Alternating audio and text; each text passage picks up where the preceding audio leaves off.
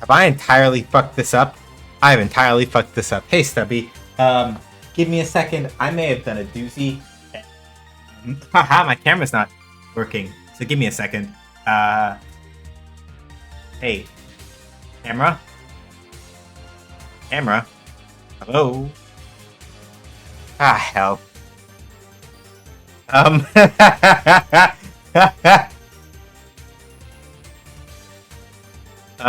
Hang on a second.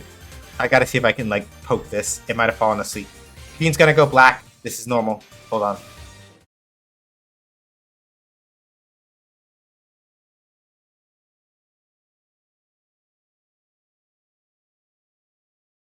Alright, cool. We're in business. Okay. Give me a second. I gotta redo the lighting situation. I forgot.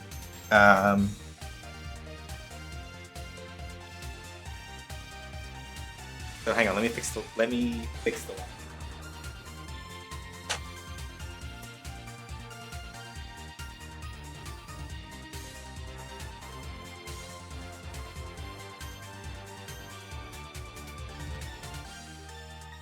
And we should be good to go now. Alright. But yeah, hi everybody. How you doing? Happy Friday. I hope the day was restful and or productive for y'all. Guess what the fuck we're playing today? Okay, good. We're past the 10-minute mark, so YouTube is not going to get angry at me for swearing. Guess what we're playing today? Granblue versus Rising. I misread the times for when it's actually going to be up and active. And I thought, oh, it's going to fall outside of Fighting Friday window. I don't get to stream it for everybody this time. However, I was wrong because I was reading the Pacific times, which means that we basically get about 2 hours of overlap, give or take, before it shuts down. So I want to just jump straight into that while we have time because it's not going to be up for super long. But yeah, hey Stubby, hey everybody that's lurking. Great to see y'all. Play some fucking Granblue versus. Not cutting it close at all. Yeah, we're going to get about like 2 hours, give or take.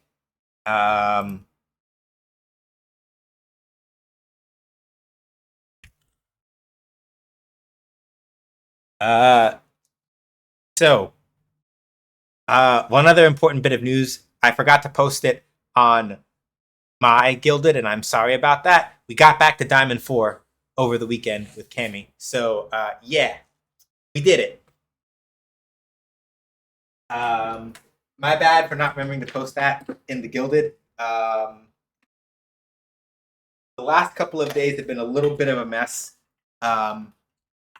I am feeling a little bit less like a mess. And so, yeah.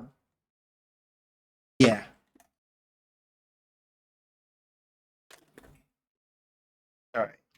So yeah, maybe we'll play more Street Fighter 6 tonight. But I also want to maybe do like KOF or something. Just to try to make sure that I'm not like pushing hard on Street Fighter 6 and like either burn myself out or make myself anxious. So we will see what I feel like playing after the beta closes.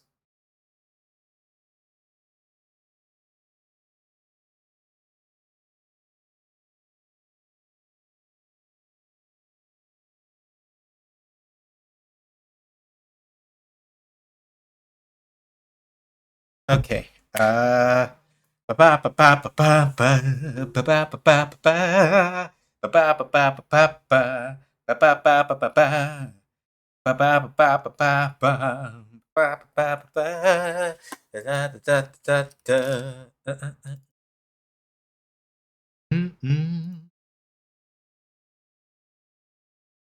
I may not be able to play Rising when it comes out either because of money is being a thing. Hang on. Give me 1 sec. Gotta double check to make sure that I sound thing did, but it's not quite out the way it's supposed to.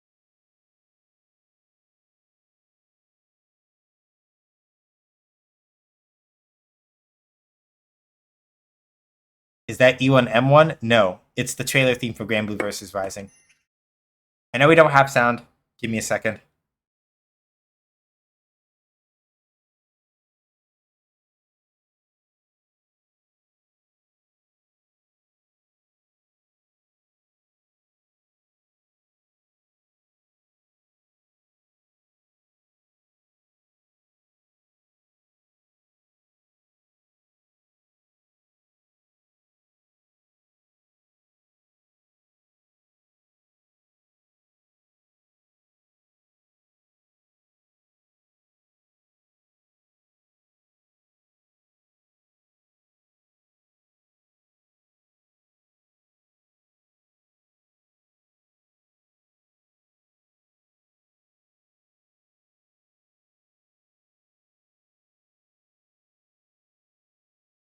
Give me 1 second. It's gonna burp for a sec. We're gonna get like double camera and things like that.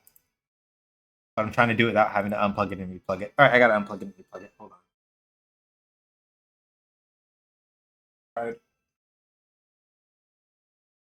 All right, give me 1 second. We're gonna lose speed for a second.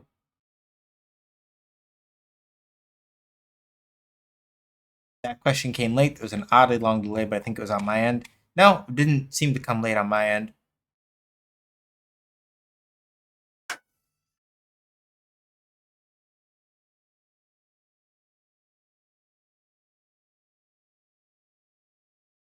Okay, it's just all right. Hold on. Speed is gonna cut out all the way for a second. Oh, you can still see my face, so I'm just gonna do it on this end first. 1, 5, 6, 7, 8, 9, 10. Okay. No, because I do this. Configure the sound on aerial one more time, and then it should come together.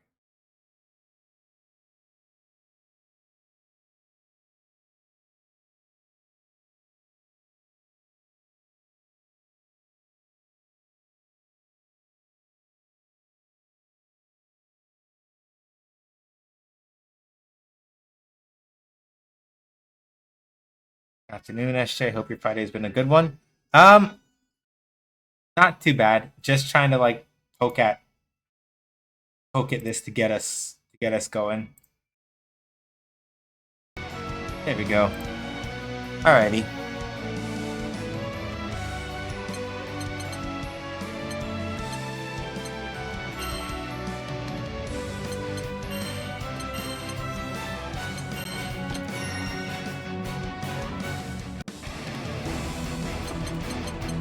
Narmaya. Hopefully base has been going well for you as well. Hold on. Audio down.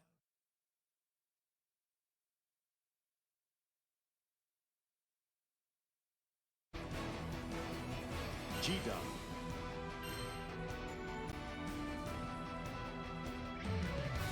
Oh yeah, no. Today's been good. Went to go visit mom for her birthday. And that turned out alright. So you know, we're vibing. Also we get to catch the Grand Blue vs. Rising open beta today, so she's feeling a little under the weather.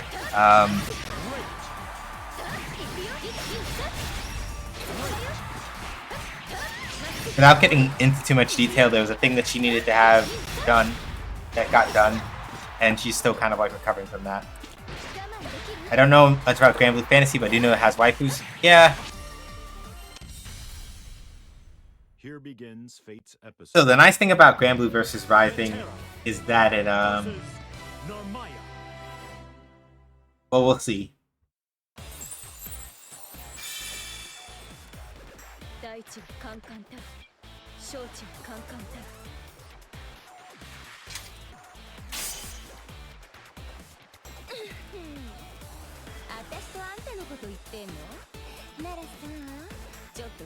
I watched another streamer play this and have husbandos and yeah. Believe in victory. Battle 1. Engage.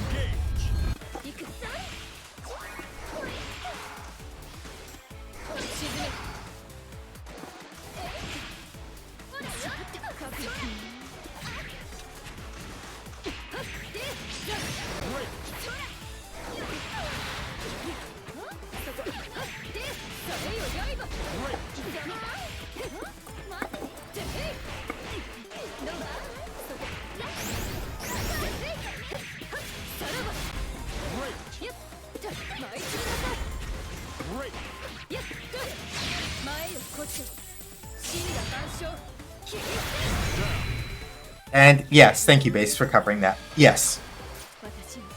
But it is not... Player 2. It is a lot closer in some aspects to, like, Battle 2. Street Fighter. In some aspects, not that many. Or, like, even DNF Duel than it is a lot of other stuff that Arxis has done. The throw.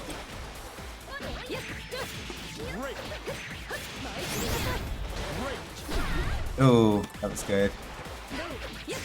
You're done though. Ah, damn. Thought I had enough to kill. Incorrect though. But it's alright. Yeah, the way that I'll explain it when we get into training mode. Probably. I should have started in training mode, but I also just really want games really bad. So, forgive me. But yeah, basically...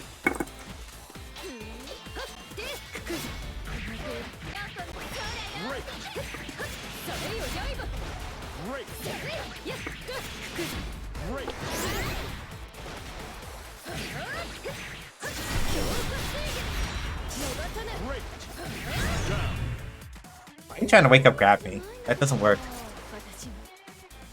Battle 2. Engage. Great.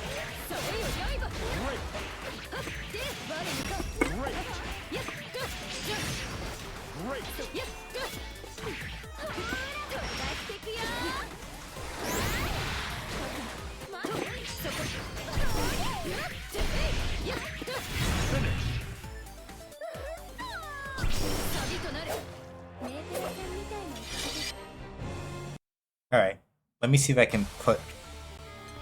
We're gonna pause standby for a second so I can actually talk about this game a little bit in more detail and explain some of the stuff behind how it works. Because I realized I'm straight into a match because I was feeling super fucking bloodthirsty and I'm just like, I want to kill! So, let me take a step back and explain what is going on. So, Grand Blue Fantasy vs. Rising is functionally speaking, a 4-button game with a couple extras. You have L, M, H, and U. Every character's U button does something a little different. Hey, Kettle. So in Narmaya's case, right, the character I'm playing, she has L, M, H, and then when I press 5U, it switches between two stances. Genji stance and Kagura stance. So basically, Genji stance is made for like long range poking and stuff like that, and her normals are generally centered around pokes and otherwise getting better reach, right? And Kagura stance, on the other hand, he loses range in exchange for aggression and power. So basically speaking, when you're playing Narmaya, you're functionally playing a stance. You're playing a character much more akin to like Gen. BlazBlue has A, B, C, D, not LMHD in BlazBlue. It's A, B, C, D. But yes, very close. Aside from that, though,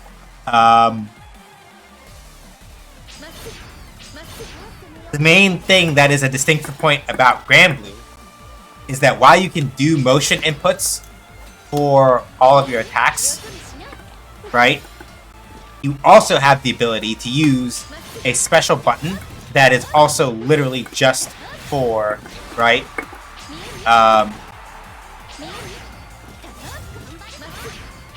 you have the ability to use a button plus the direction in order along with your special button in order to execute your moves instantly, basically, right? So if you're like, I really don't like motion inputs, you can, in fact, if you just want to, use I'll go to the button configuration, right? So the skill button, right, is basically a shortcut. The skill button is basically a shortcut for using whatever special moves that you want to use, right? Also, much like how you have a block button in DNF Duel, you also have a block button in this game, right?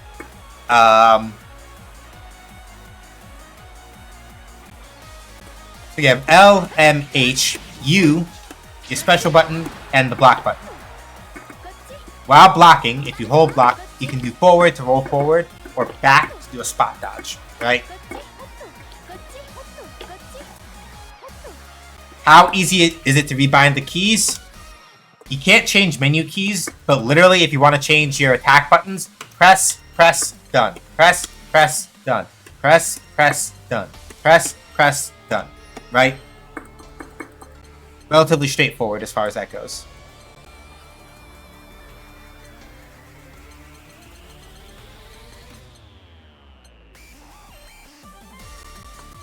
You can also completely turn off motion inputs if you don't want to have to worry about them overlapping. You can just turn them off right out if you want to. Right? Yeah, Exard came in right before they began to like actually get like the real fine art of like reassigning buttons down relatively easily, right? So it's like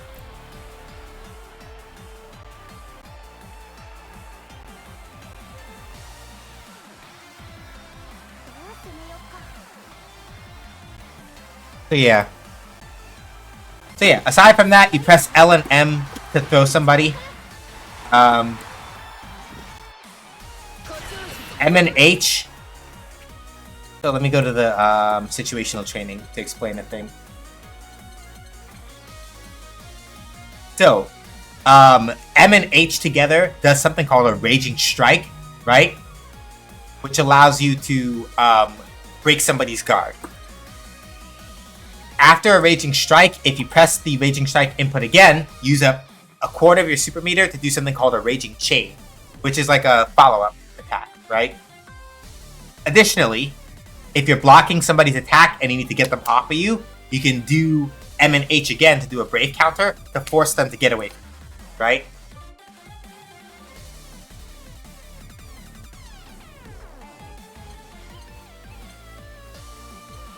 Also, which ones are the most rushdown? I don't... words are hard. Hang on a second. I don't know Granblue enough to give you a straight answer to that. I know a couple of people, but not that many. Hang on. Character select. If you're really, really intent on doing rushdown, and you want rushdown in your characters, Lancelot,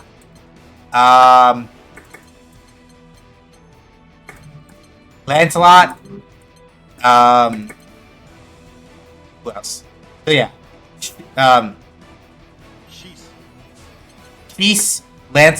Sheese, Lancelot, so yeah, Rushdown, Sheese, Lancelot, UL to a certain extent,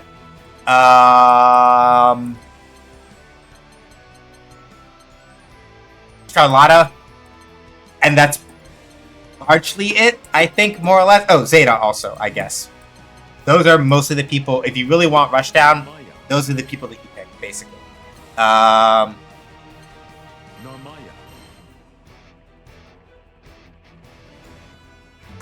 guess also, Soris also does that, but, shrug emoji. Those are the head empty press buttons characters. Thank you, Mojo. Also, hi, Mojo, and hi, Vallejo. Good to see you both.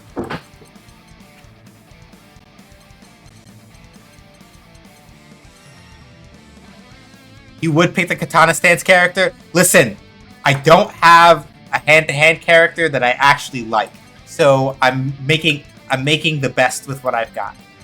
Like, the closest that we have to like a monk brawler is Soris, and I don't like Soris. too muscle for me. So no.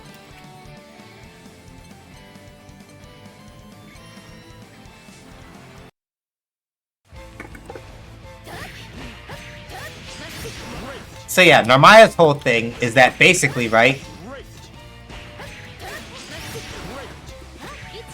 You take opportunities after you've knocked somebody down to switch stances, and then run them the fuck down.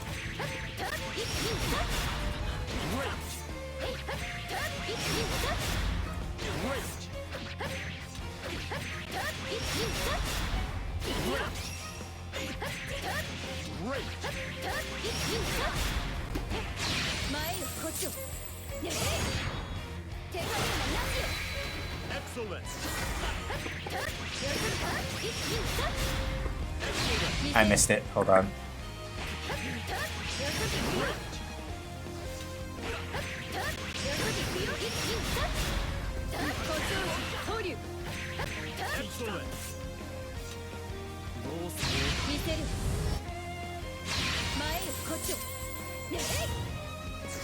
So yeah, the nice thing about Granblue, right, is that you can, in fact, right,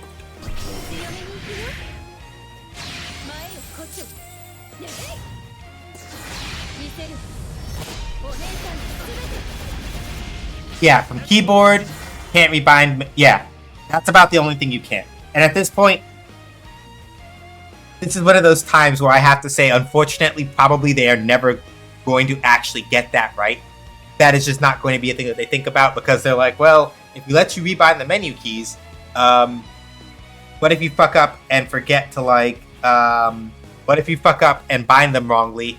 And so they probably just keep those fixed so that people don't fuck around with that and fuck it up. But it comes at the cost of people who won't fuck it up not being able to do it the way that they want, which is unfortunate. But, like, they will probably never actually do that as far as, like, letting you rebind menu keys. I wish, but yeah, no mouse input. Narmaya and other Katana characters in games just had me going, man, I could be playing Johnny right now, and that's purely a me thing. It's because you just want to lean.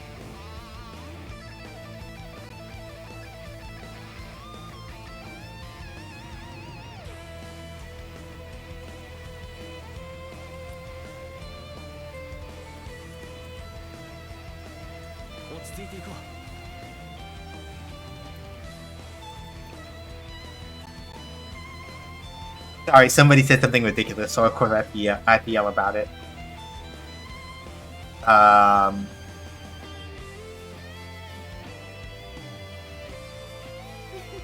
Anyway, there's no mouse input. Interesting. Yeah. This game doesn't have it. No.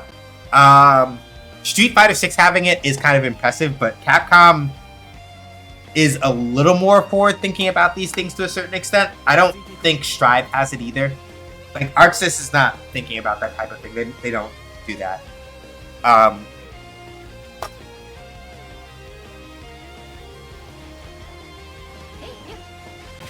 Yeah, Strive doesn't. Yeah, ArcSys doesn't think about that kind of shit.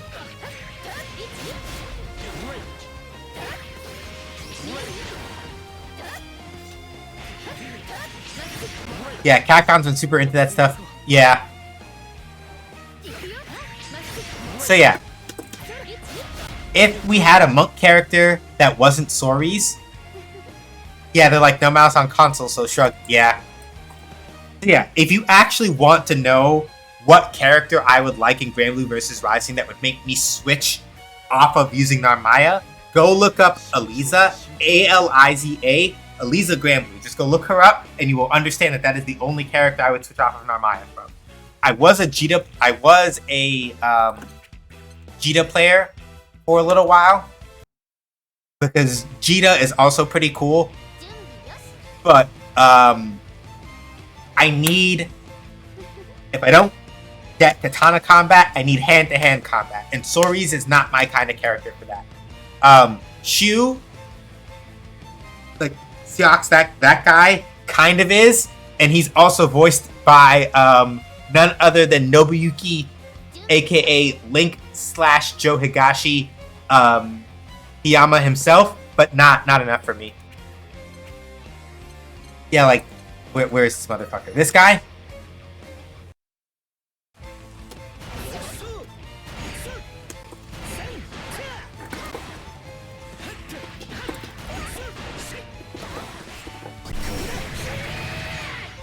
Anyway, so yeah. This guy is Link. Link and Joe Higashi. And he does all the kinds of things that I would like out of, like, a close range combat character, but he's not Eliza, so I don't give a fuck. And that's why I'm playing Narmaya. To make that clear, that is why I'm playing Narmaya. But yeah, if we had Eliza, then I would absolutely be playing that character instead of Narmaya. Not even gonna front.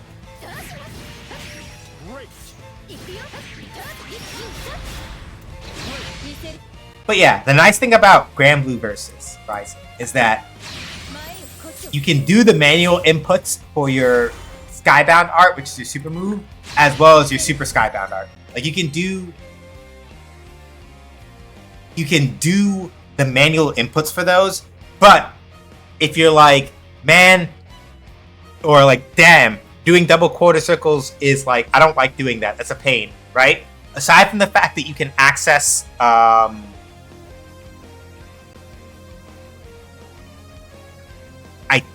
I am pretty sure that you can access all of the different strengths of your special moves. So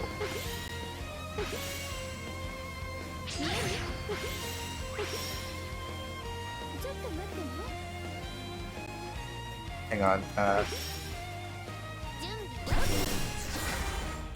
You can also access all of the I was doing it the wrong way, that's why. You can also access all of like the different and enhanced versions of your special moves and stuff without missing any of it if you use the special button, right? So as an example, right? The Narmaya has L, M, H, and U versions of all of her specials, right? You can access those with the skill button by just doing skill. And in her case, you can also do down in order to get the other one. So you can do L, you can do skill button, M plus skill button, H plus skill button, U plus skill button, and still get all of them, right? So if you're like, I don't really want to do motion inputs like at all, you don't have to in this game. Not really.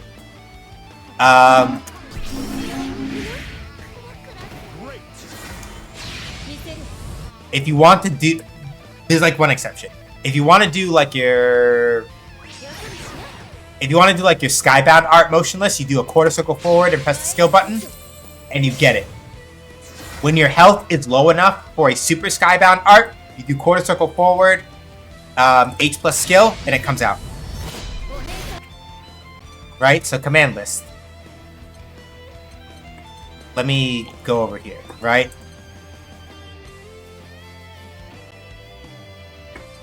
Right? So at most, yeah, LBB, LBBA, right? So if you really don't want to use motion inputs in this game, you do not have to. Right? That is not a thing that you are required to do at any particular point if you don't really want to.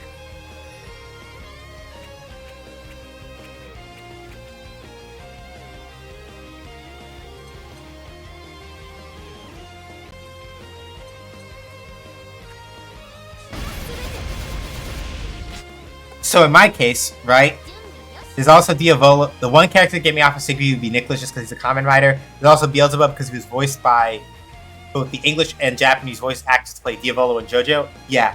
Fun fact, if you listen to Basaraga, his English voice actor is in fact Pro ZD. So if you are very fond of Sungwon Cho, surprise, go play yourself Big Scythe Man in English. That's him. But yeah, so the main thing about Grand Blue vs. Rising is that even though it is a game made by Arc System Works and Cygames, it is a lot more ground-based.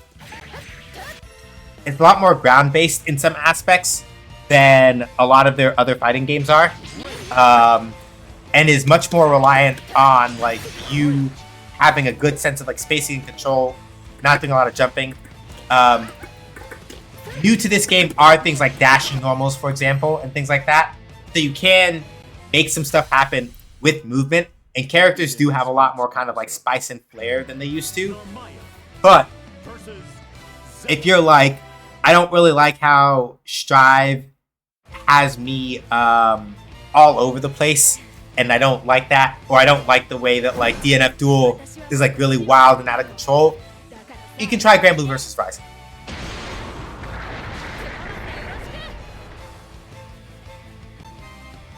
Believe in victory. Battle 1. Engage.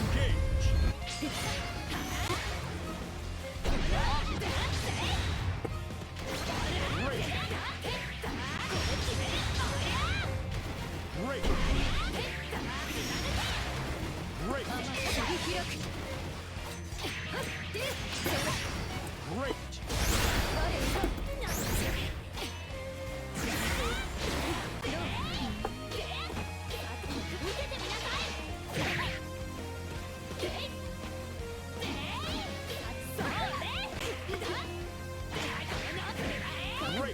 I got hit. Zeta is such a pain. Not one of my favorite matchups in this game in particular. Corner now. Oh. Yeah, Zeta players are all like this basically.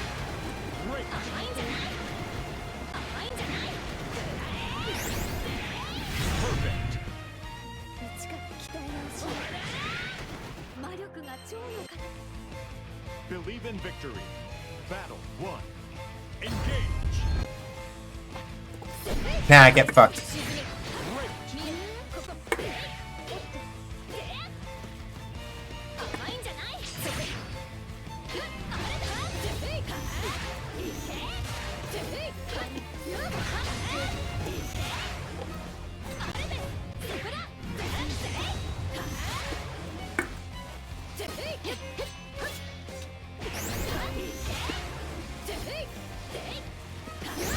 Didn't want to do that.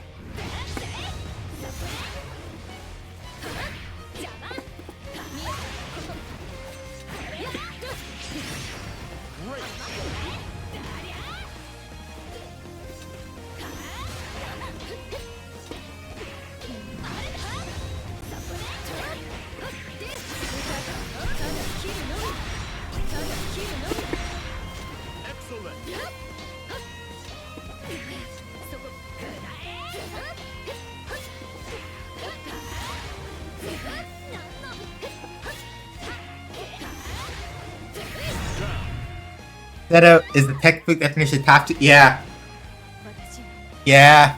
He's kind of a pain. She's very mobile and does not have to really engage you if she doesn't want to.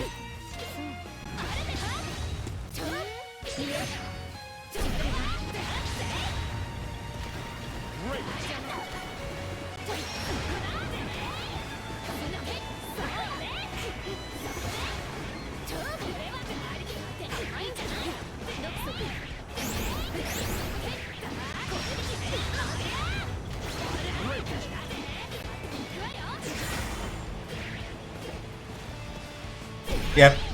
And then like a fool, I jumped up.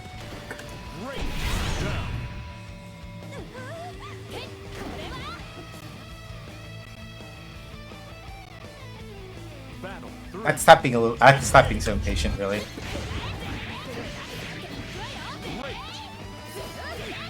Of course. She went for the overhead there, so.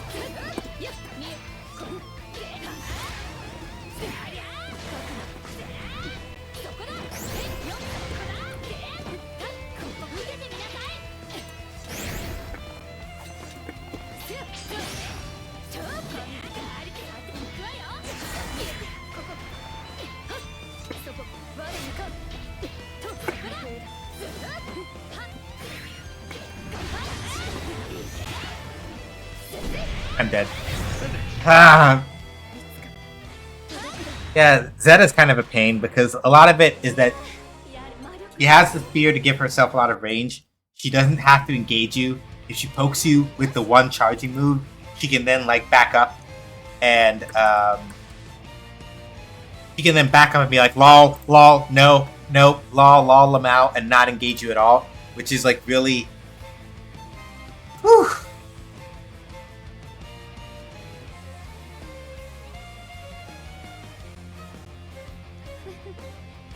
It is extremely obnoxious. Here begins Fate's episode. Zeta versus Narmaya.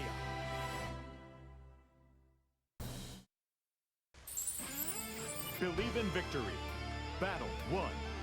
Engage. Oh, God damn it. Great. Great. Great.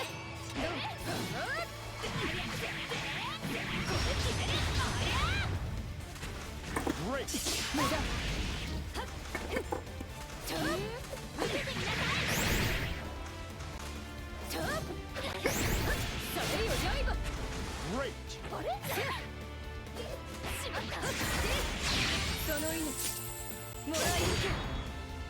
Not gonna kill, but I don't need it to. Excellent. I just wanted the pressure of pushing her life down a bit. Battle 2. Engage. Ah, God damn it! The good thing is that because it was that version, oh, okay.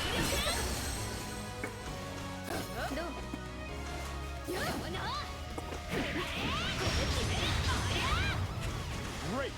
Ah, fuck. I heard there was something rising. Hey, Sabira.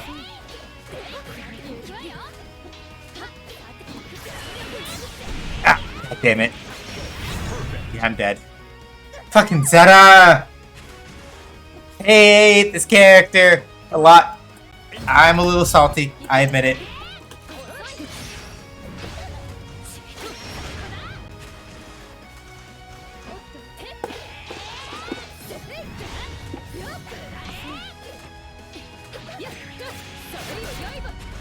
Great.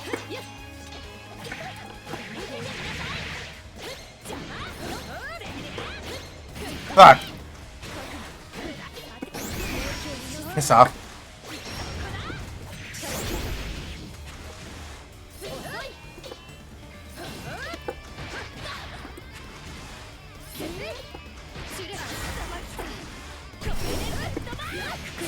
Great.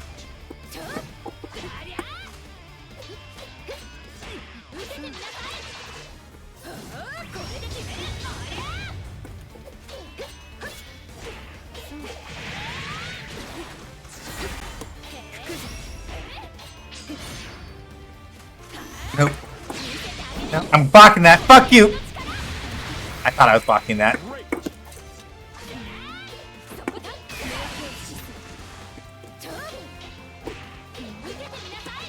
Nope. Piss off. There's a world ends with you joke that I could make right now because I'm not that much of an asshole.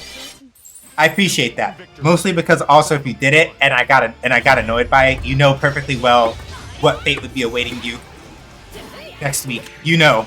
So, good call. Great.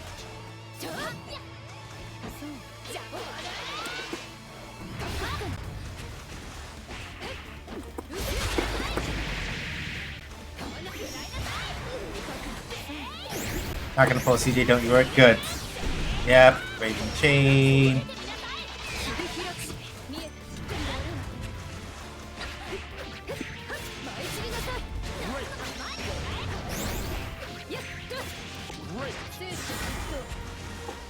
Oh, I got hit by that.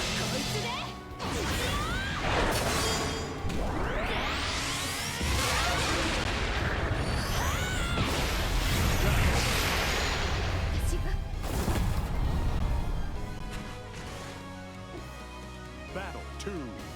Engage.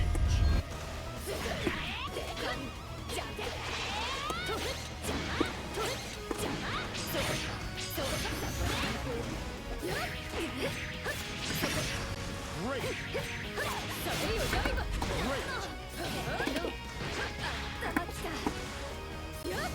Great. There's, yep. And the brave chain, but 2, 3. Can't use that again for a little while, thankfully. Just gotta.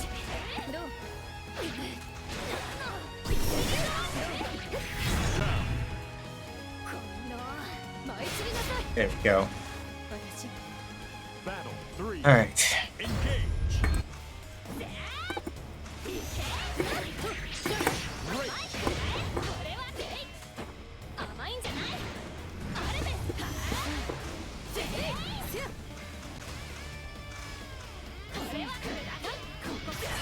Yep.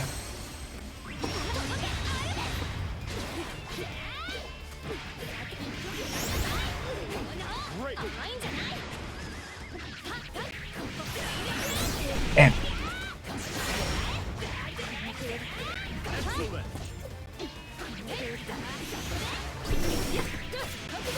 Great.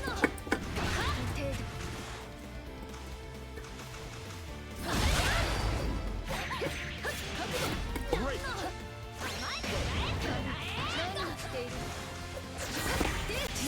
damn it. Great. Yeah, fuck!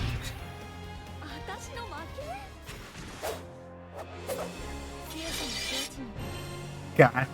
Zeta. What a fucking character. I take it back. Zeta doesn't have top tier privilege, she's got white girl privilege. Yeah! Yeah.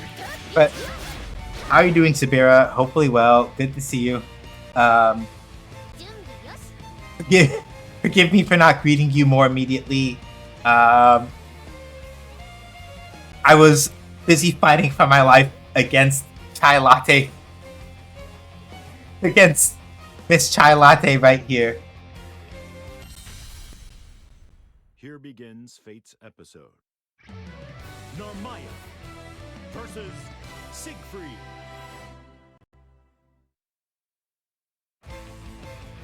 Believe in victory. Battle 1. Engage.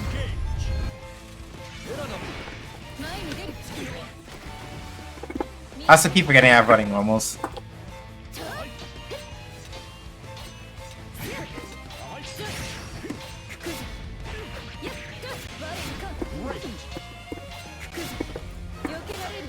Alright, I forgot I had that move.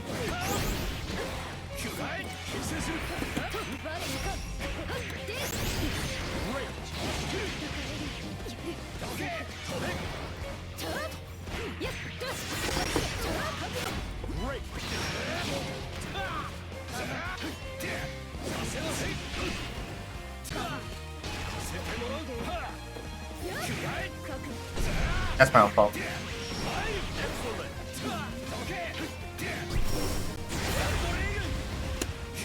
Oh!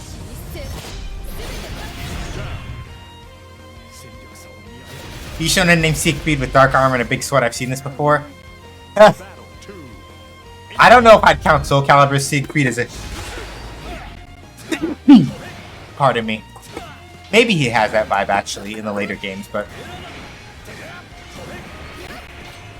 Well, I guess we could also be talking about fake band orders Siegfried also, which is fair.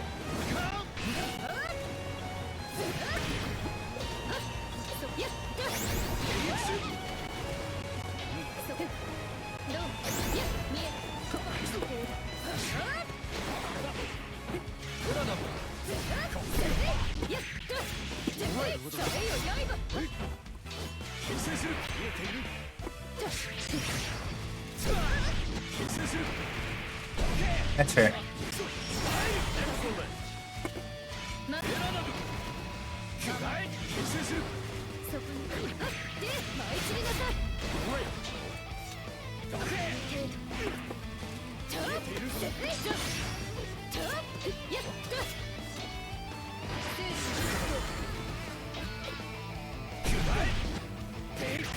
Yeah, that's fair.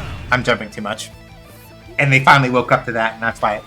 So the nice thing about Grand Blue vs. Rising is that anti-airing is not super easy, but it is a lot easier than it is in a lot of other games, right? Because with most characters, right, you use their 2H and you are basically guaranteed Even if you're having trouble like doing other stuff, use their 2H at the right time. You're guaranteed to basically get an anti-air in a lot of situations.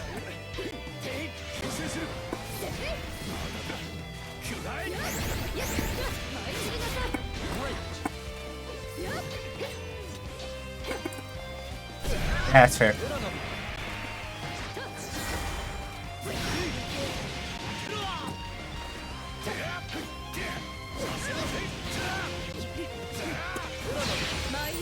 Oh, fuck.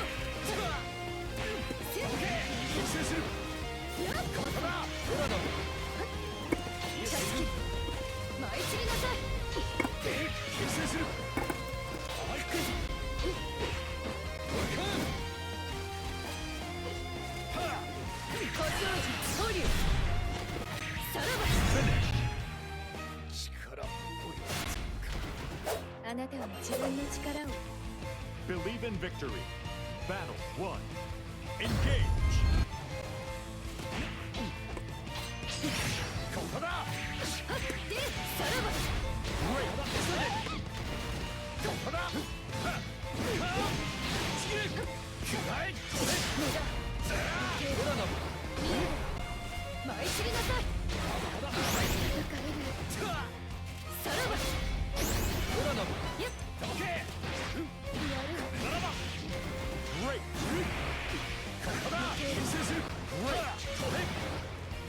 Ah, Jesus. Oh, God. Alright. I might have to stick to Genji for this. Battle 2. Engage.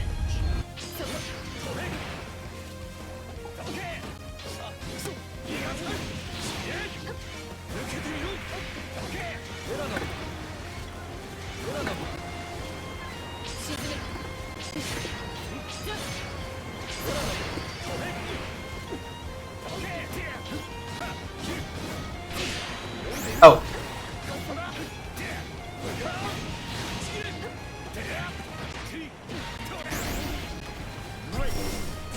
Jesus fuck. Ah! So he has a parry in the middle of one of his strings, on top of the thing being like gapless. God damn! Shit. Believe in victory. Battle 1. Engage. Yeah, yeah. As far as Berserk goes, yes, you will learn why guts and why that. Yes, you will learn. It is not pleasant. I'm going to repeat again. You remember those content warnings I dropped off in the Gilded? Yes. Like I know the first. I know that the first couple of chapters probably make that like exceptionally clear, but I am dead fucking serious when I say that Berserk is content warnings to manga. Yeah, like.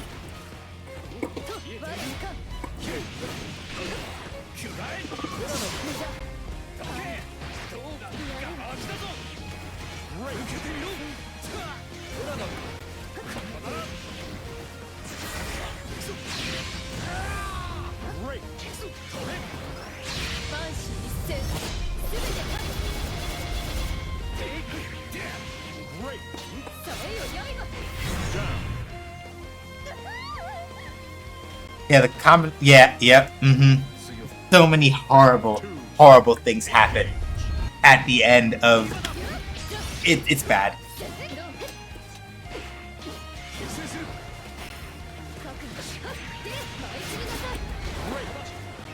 Midland is not a place where people live happily, and that is the simplest way that I can put it.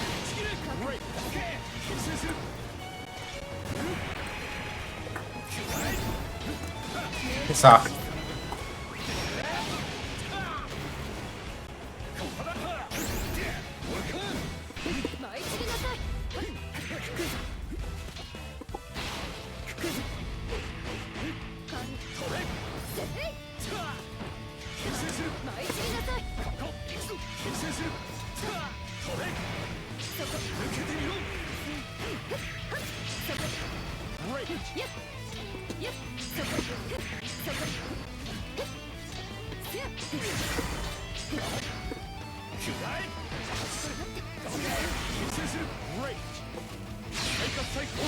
Ah, fuck!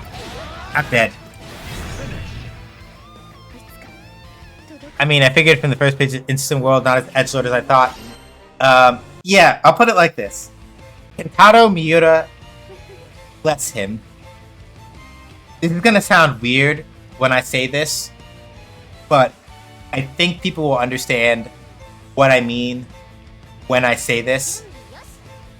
Kentaro Miura has a way, may he rest well, of understanding Ends Fate's episode. that there is a way to put your characters in a tragic and troubled world that doesn't make it feel like you're doing it just to fuck with people. Saying that he does it with a purpose feels a little off, but it's more along the lines of like, I read Gantz when I was younger and hated it, and I thought Berserk was like that. Yeah, like the way that I put it is that, right, Berserk captures the ugliness of the way that the world is in a way that's more about like, no, like sometimes the world is just painful, but also, oh, huh. Can you, like, yeah, like the way that Kentaro Miura likes to do it is that, yeah, like Berserk is like the world is awful because sometimes the world is awful, not just because it's like, oh, I like doing things where people suffer. It's like, no, like sometimes the world is awful because it's awful, but you gotta like do your best, basically. Also, Cosmo time. Good to see you, Cos. Hopefully you're doing well.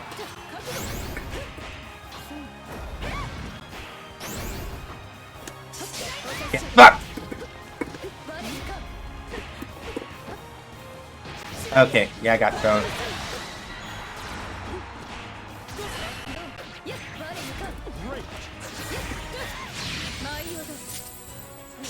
It's not gonna kill, but it's gonna hurt. There we go. Just because the world is awful doesn't mean people have to be with Mirror sentiment. Yeah. As uncomfortable as reading it was, I also found I couldn't put it down. Yeah. Like, Berserk. Puck is... Yeah, Puck. Dude, question mark. Basically, Puck is only ever referred to with he, him pronouns, so... Not that that necessarily means anything, but Miura does not ever necessarily... Yeah, Puck is functionally Puck is functionally presented as masked in the story. So, we are like, dude, yes, is pretty much it. But yeah.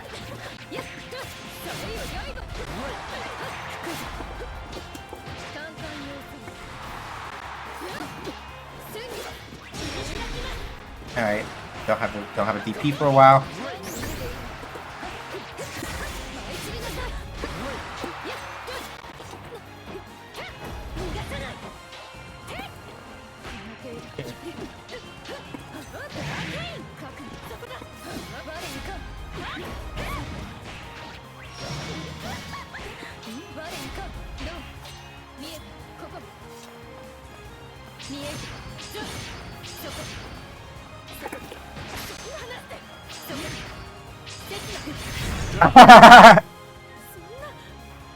And that's why, as Narmaya, having a good command of both of her modes is really important.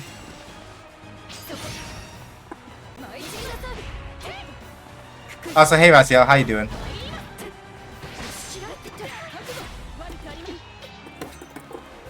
Ah, that's my own fault. Yeah, like anti-airing in this game is like I said, it's a lot easier because every character's 2 H's are really, really, really good at like sniping people out of the air when they need to. It's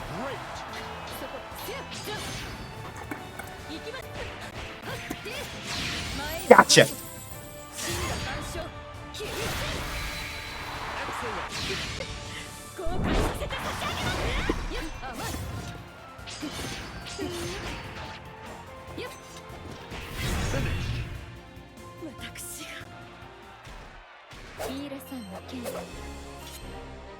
But yeah, I'm doing good. Thank you for asking. I do appreciate it.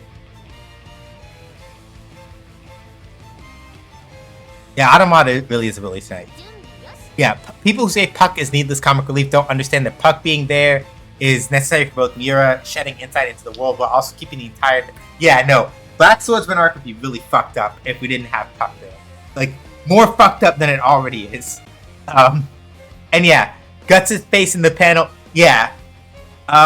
Where he makes the like the Mega Mind pout face, yes. I say that half jokingly, but also no. It is very, very good at indicating, yeah, no. This man has had a bad time. You're playing Best Girl, I see, I approve. Yeah.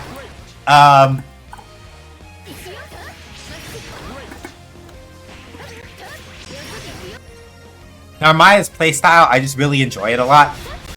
And in the absence of like having anybody that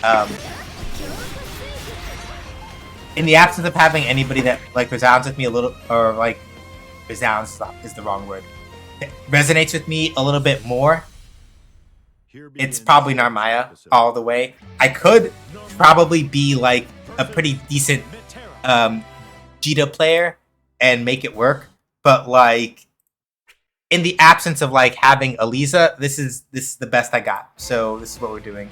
Believe in victory. Battle 1. Engage. Also, Vera, aka Fixer, yeah.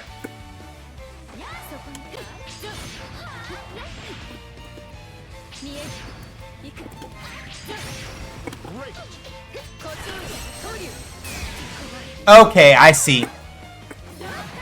Okay, I see. I was wondering about a thing, and now I understand. I have context.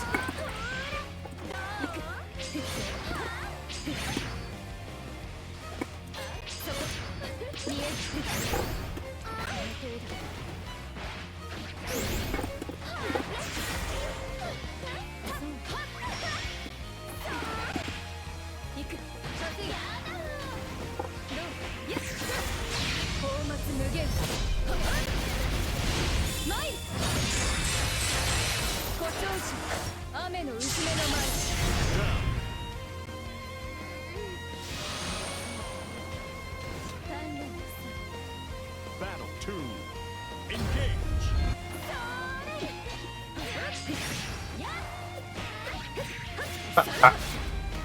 Great. Oh, can you duck those in this game? Great.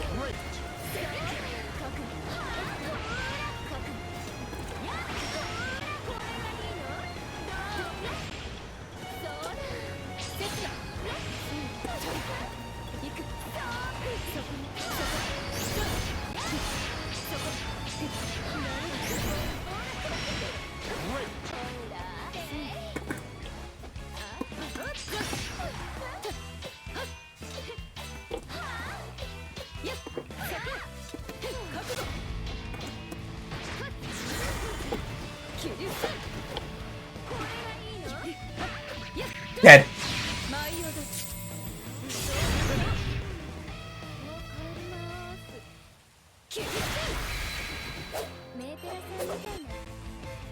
Believe in victory. Battle 1. Engage.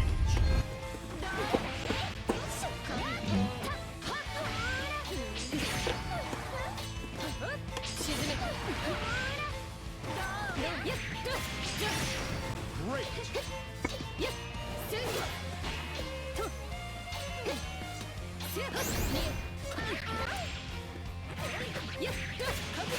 Great.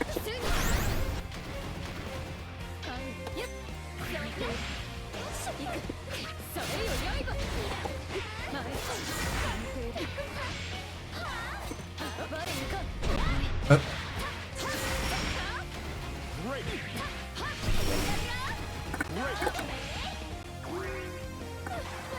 Oof. Done.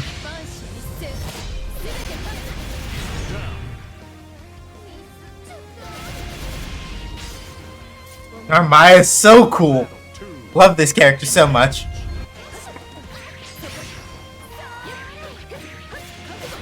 Great.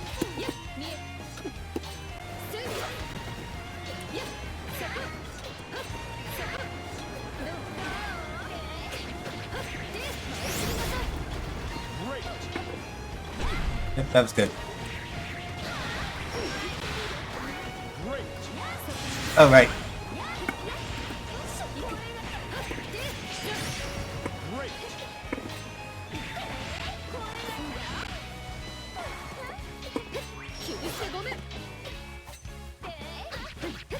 Finish.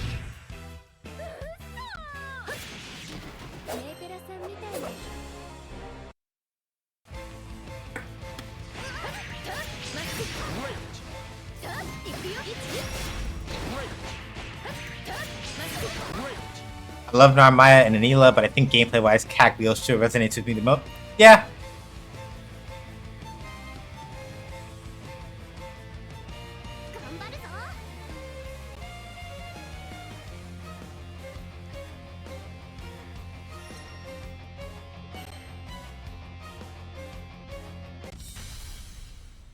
Here begins Fate's episode. Siegfried versus Narmaya.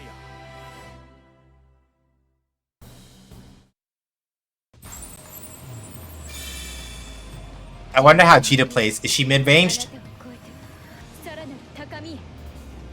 Kinda. Basically speaking, the way that I like to think of it is that if Gran is Ryu, then Jita is Ken. That's the simplest way that I can think of to explain it. Believe in victory. Battle 1. Engage.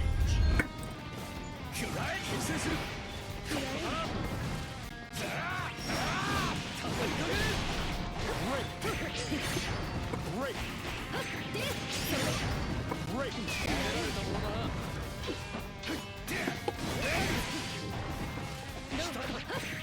I don't think I've ever played Ken.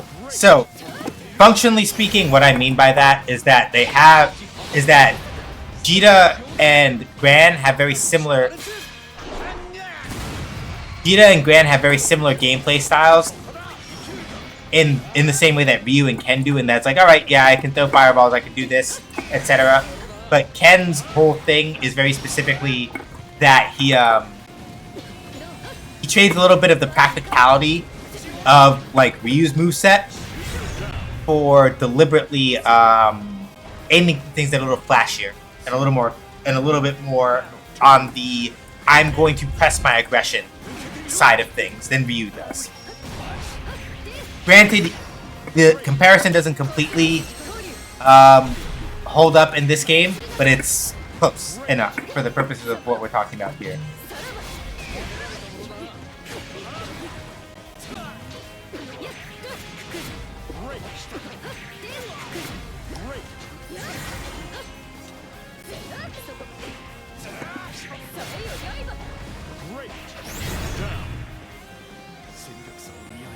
I can demonstrate what I mean in a little bit in a minute. Battle 3. Engage. Great.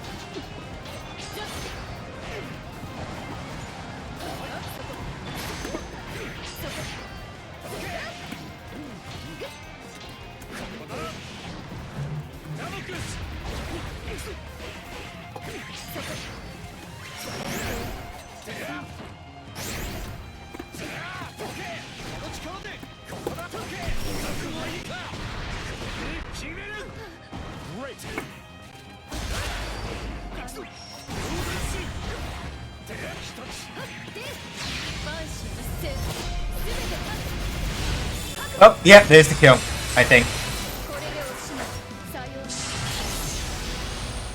Oh, almost.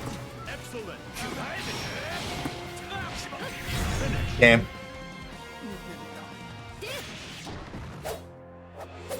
But yeah, to answer your question, you can play Jita as a mid-range character, but that's not necessarily the thing that she is hard built for. It's a little more nuanced than that.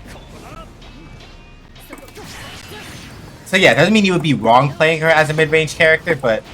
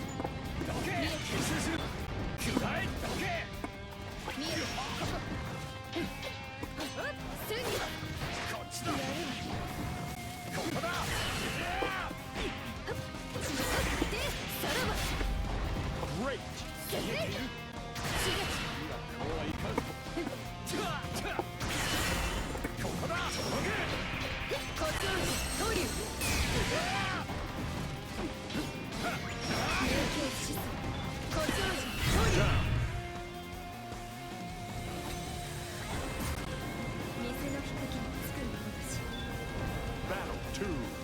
Engage.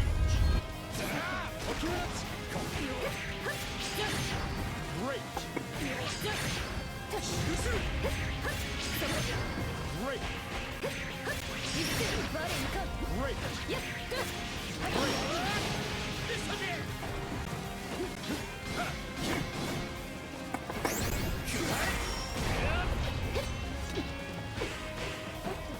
Yeah, Beeler. It'd be done.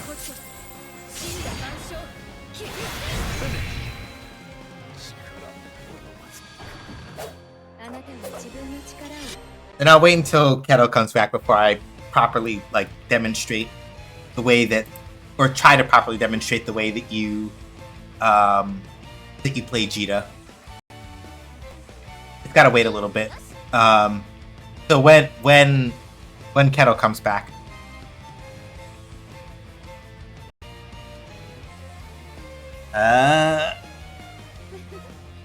Then gotta order dinner too.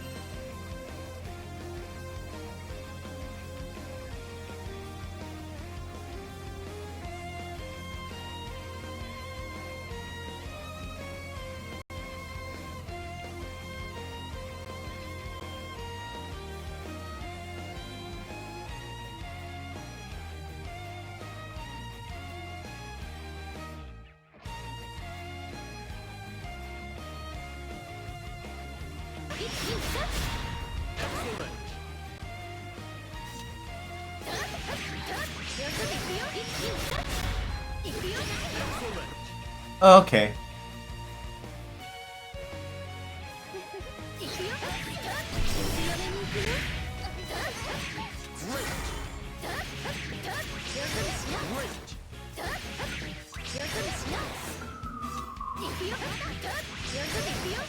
Excellent. Oh, that's why I'm mashing it.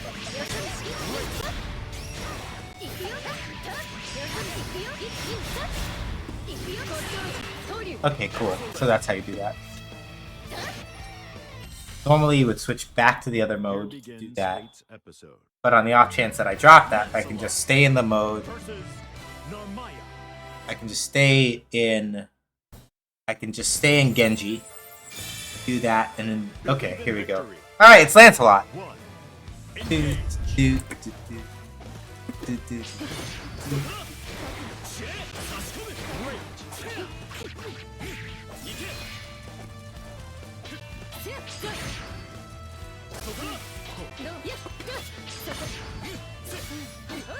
Again, this is a game you want to be careful about jumping a lot in because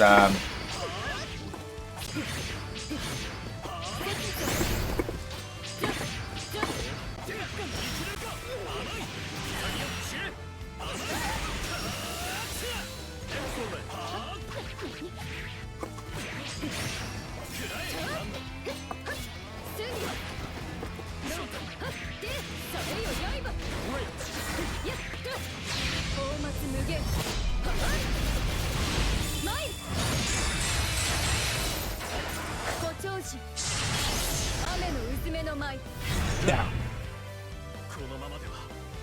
Yeah, this is not... You have to be careful about jumping in this game because aside from like one button DPs and things like that, again, everybody's like, if you time it right anyway, like there is basically no one who's 2H is not gonna like fucking snipe out an air approach if you do it correctly.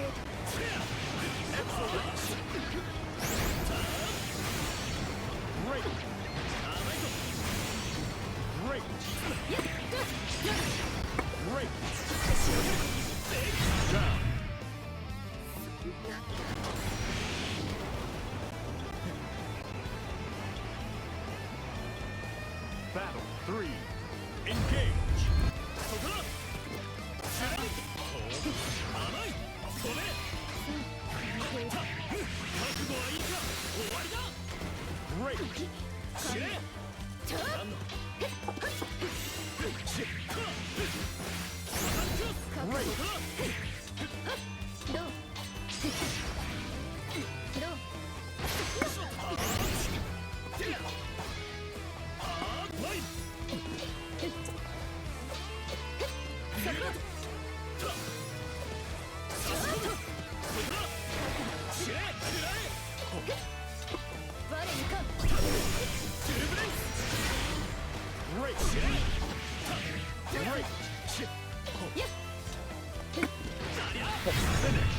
Had to throw, and I wasn't close enough, I don't think. Believe in victory. Battle 1. Engage. Too obvious. Okay, and then waited for me to land and then press the button so I'd land right into that. That's fair.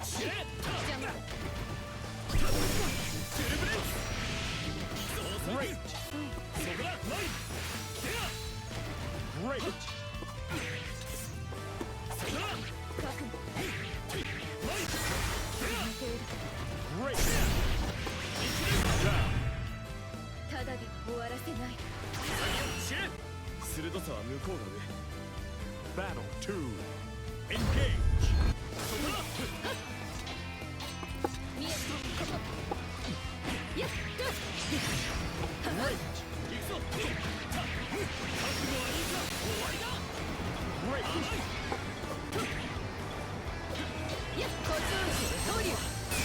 Yep.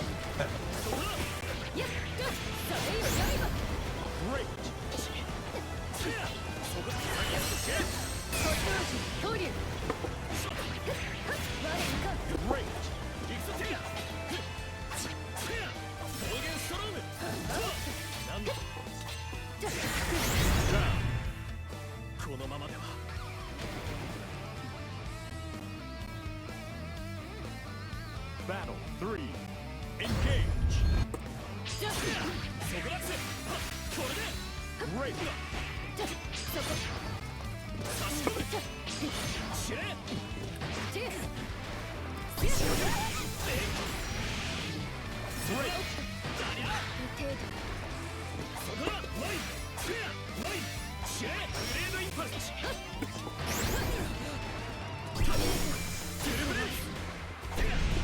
Oh, why did I hit twice? Lancelot, you piece of shit.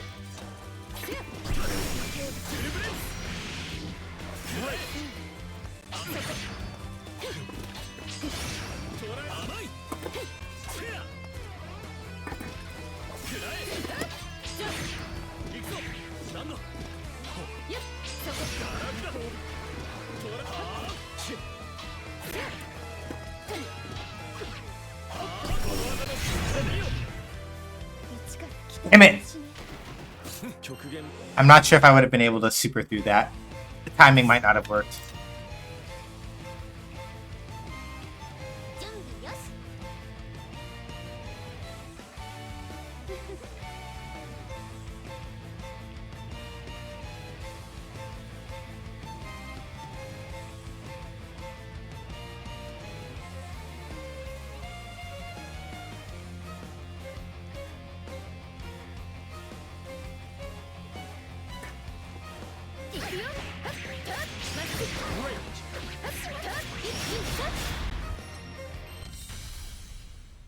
Here begins Fate's episode. You will versus Narmaya.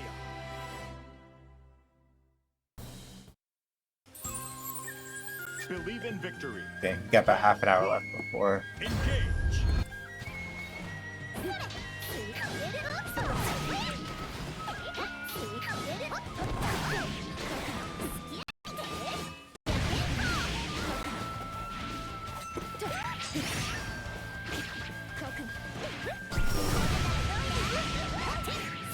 Excellent.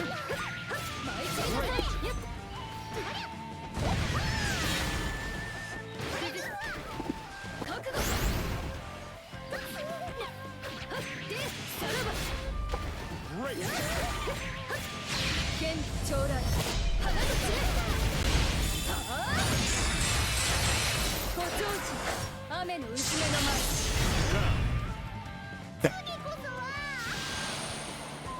So yeah, UL's whole thing is that I'm sorry, my sister called. You're gonna dip. Yeah. I was waiting for you to come back. Not about Ken specifically, but Jita, to explain my point. But yeah, the simplest way to put it is that the reason why I said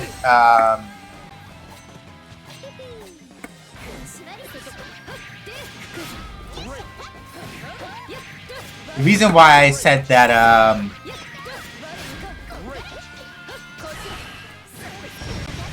interruption there. Fox, not rabbit. Fox.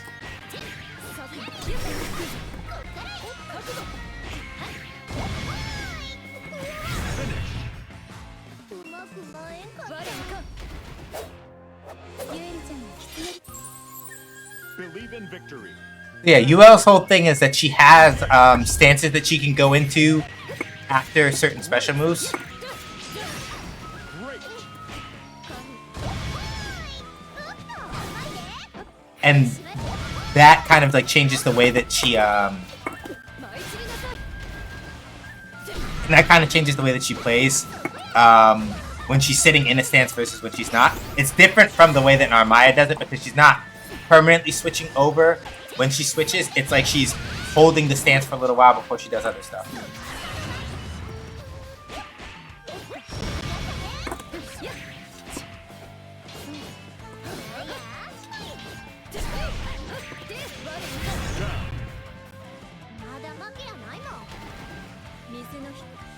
Battle 2.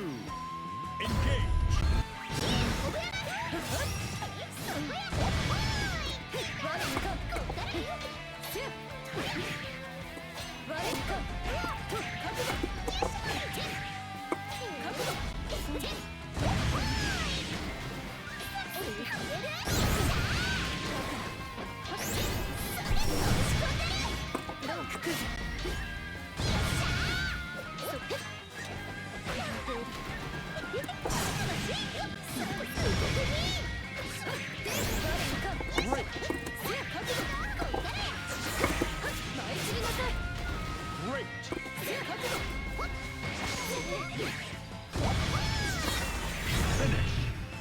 I don't know if they think that's plus or if they're because they keep getting counter hit after that charge, which means either they were pressing a button because they thought that I wasn't gonna do something, or I don't know. But they got fucked up for it. Okay. So to demonstrate my point about Gran versus Jita. So here's the thing, right? Gran is a lot like Ryu. He has a fireball, a forward advancing move, right? And VP, right? Right? So Gran, in a lot of ways, also he has these fucking like ignorant ass buttons.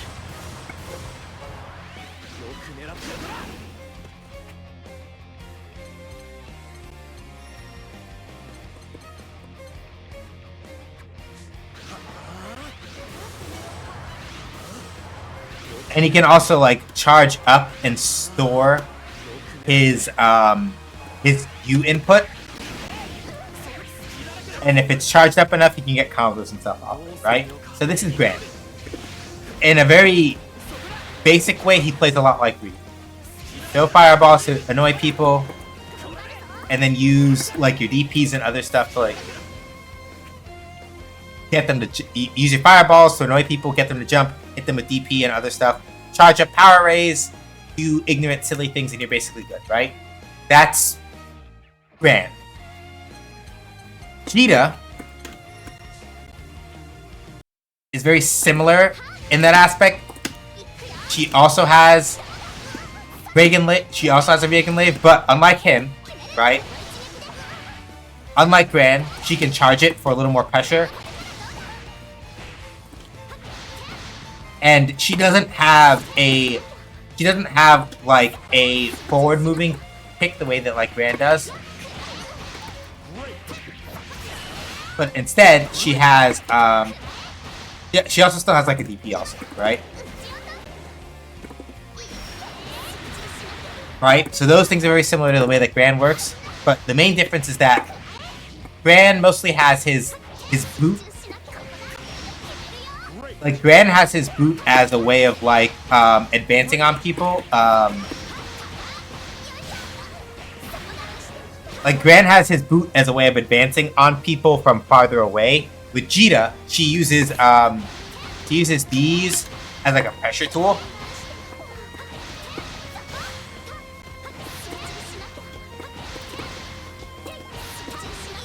Like she uses these as a pressure tool. He also has power rise the way that he does.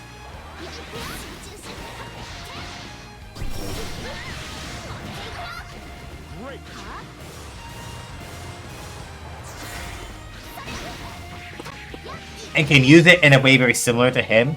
But basically, right, functionally speaking, Jita sort of trades some of Gran's like more, oh right, I can like kick people from far away and kind of like just do a general mid-long range game plan for a, I prefer to be a little more aggressive and sit on you in some aspects. You can still play Gran as like an aggressive shithead and still absolutely fuck people up. Like that is still very much a thing that you can do. But Gran, his moveset is generally built for being a little bit more well-rounded. Jita, at least from my understanding of her, kind of trades a little bit of that for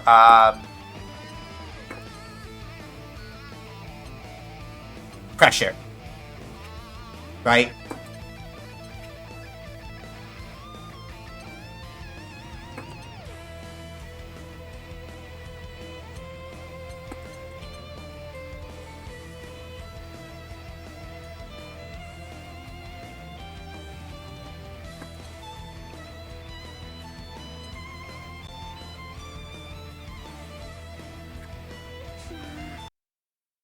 And that's her thing.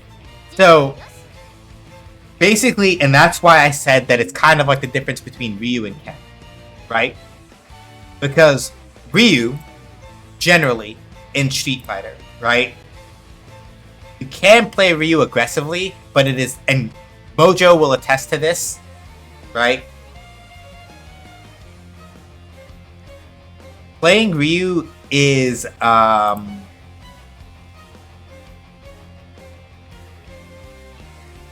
you can't be super aggressive with you. You can to a certain extent, but Ryu is not built for extreme over-aggression, right?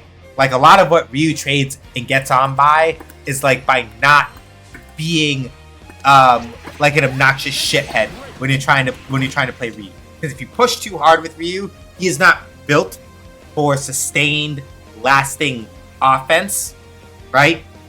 So you have to be more willing to like play a little more conservatively as a Ryu player to a certain degree. You can absolutely punch somebody in their shit if they extend too hard as Ryu, but if you push too hard, you get fucked up, right? Whereas Ken, on the other hand, is very much a, no, fuck you, I run the roost, deal with it, right? Like I said, the comparison isn't perfect between Ryu and Ken for Gran and Jita in this game because Gran can absolutely be an over-aggressive shithead and make it work. But Jita is really, really, really good at it. Like, Gran can do it, but it's not necessarily what he's hard built for. So y'all telling me I should play Ken? I mean,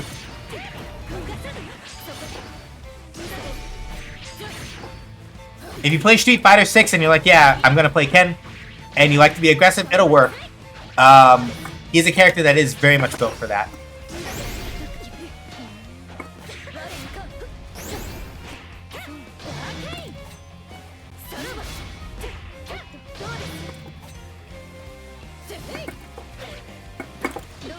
But now, if you want, like, really fast shithead stuff, like, Ken's main thing about aggression is that it's about knowing when to pick it really well.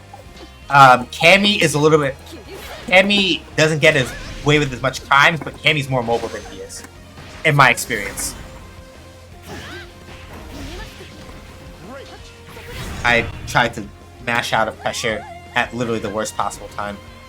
I don't have Street Fighter games. Yeah, so it goes.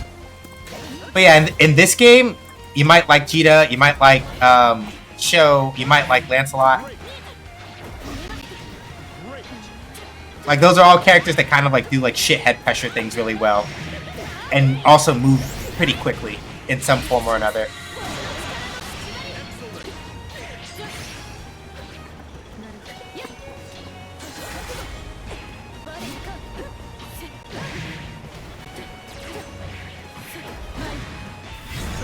God damn it, Pyrrha.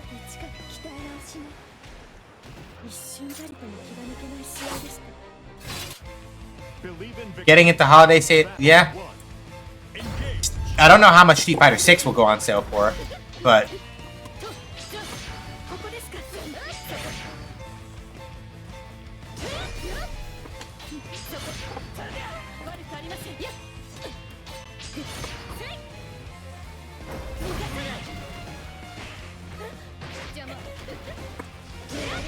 the DP. That's punishable.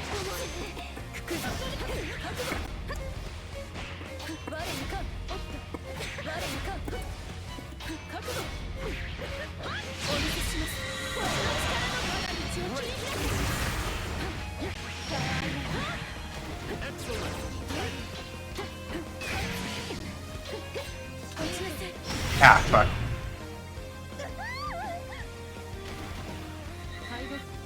Battle 2. Engage.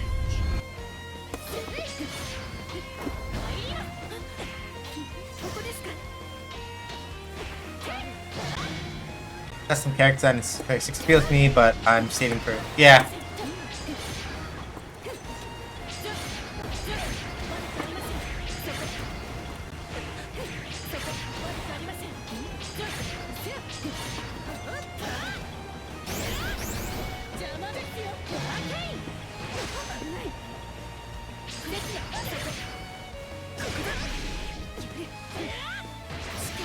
So...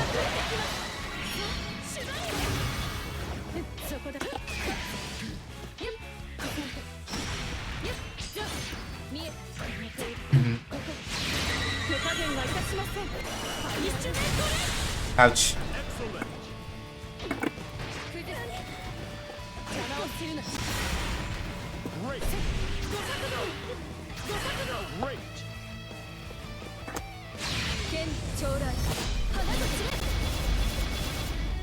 Damn it. I got caught. They basically did the jump on purpose to bait out like a super skybound art, and that's why I got got. Which, that's my own fault. I got hit.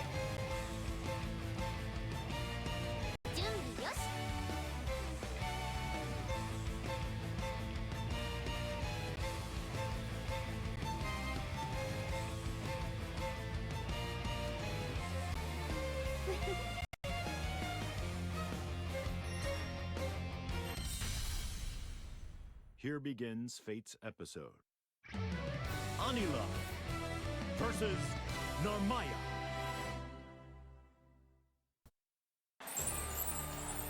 Believe in victory. Battle 1. Engage.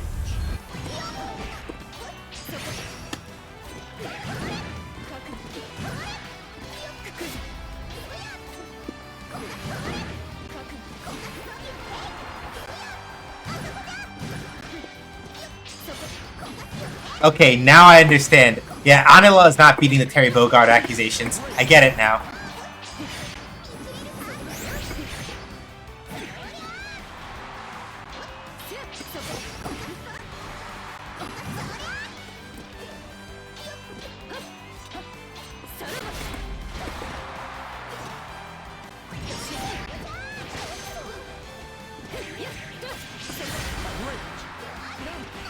Please kill. It probably won't because it's lots of jabs, but I could have just gone for the... Nope.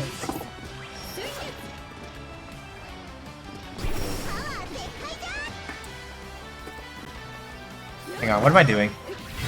What am I doing? What am I doing?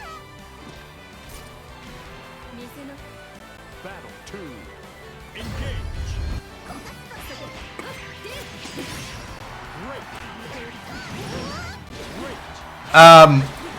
One of her moves is very much like Burn Knuckle. And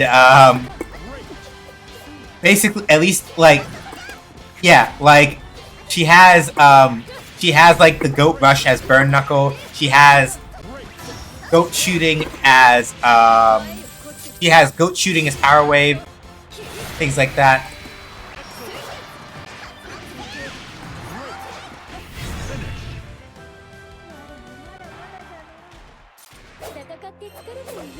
Admittedly, I love the pink so many of the characters have probably annoying. Her Super Skybound is just Buster Wolf. Oh, that.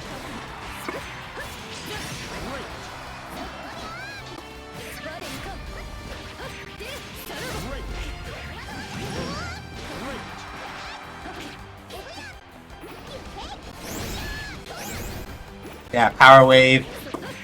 Flop, flop.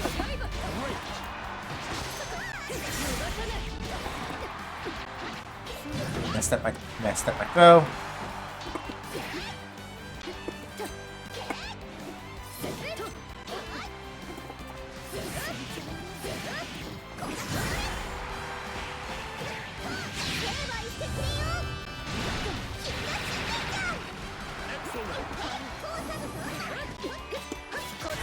Ah, fuck! I didn't mean to do that there. Because I tried to do guard break. Not legally distinct Buster Wolf to straight up Buster Wolf?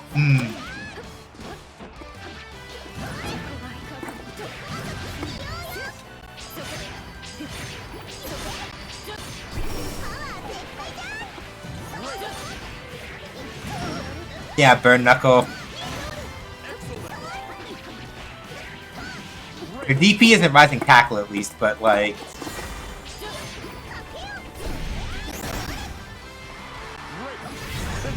There are a lot of sheep people in this game. Is there a lore reason for it? Narmaya's a dragon person. To be or yeah, drafts are basically dragon people. But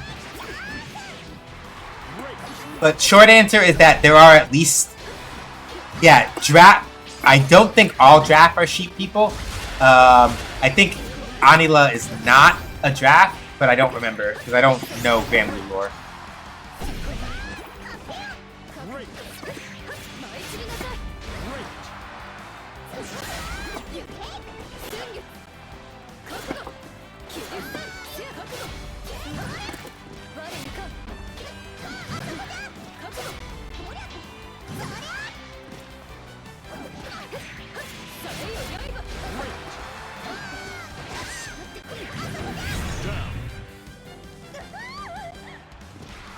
So one thing I do kind of like, but that is also just thing to keep in mind. In this game, kind of giving Kakro, but mix it up. I don't mind that, of course, it was kind of funny. Yeah.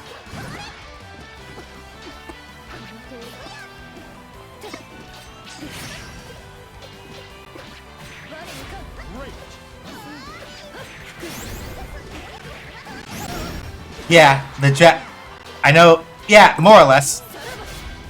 Unless we're talking about Ladiva. That's pretty much the only exception, because her body big, but she's not a dude. So, yeah.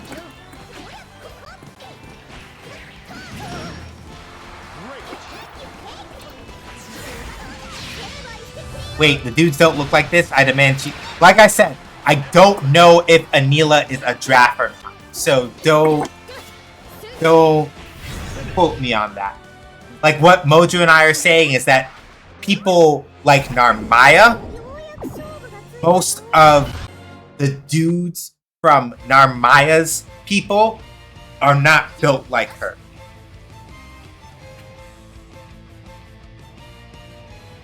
But Mojo and I are saying that I'm saying, and Mojo is saying that we don't know if Anila is a draft or not. So don't take that. You got to go look that up because I don't know, and Mojo doesn't know either because we don't study the lore like that. What we're saying is that most people of like Narmaya's folk who are dudes generally are generally like built like shit brick houses. The main exception to that, I'll go find the character in a second. The main exception to that, the one character that I know of for sure that is a draft, that is not a dude, that is also not, sorry.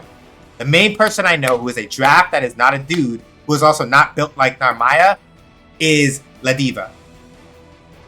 Like, Ladiva is explicitly not a dude, but most masculine draft are built like her, but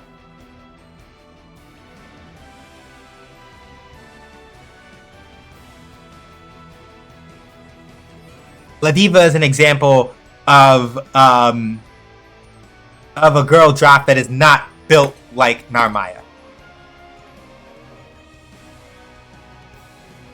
But that's why I was emphasizing before that, like, where's Anila? It should be switched. Fem look like Ladiva, math like Narmaya. Well, in this case, we have both. So I'm just saying. They are also very explicit about saying like Ladiva is not a dude. So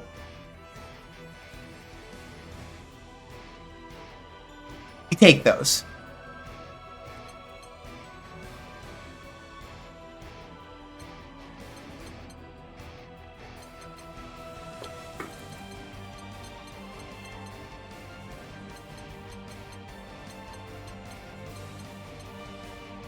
Now, where the fuck is what's-her-face? Because I gotta see this. Alright. Anila. Alright, let's see it. I gotta see it. Let's bust it this wolf. I am also reasonably certain that Cagliostro is also trans, but I forget.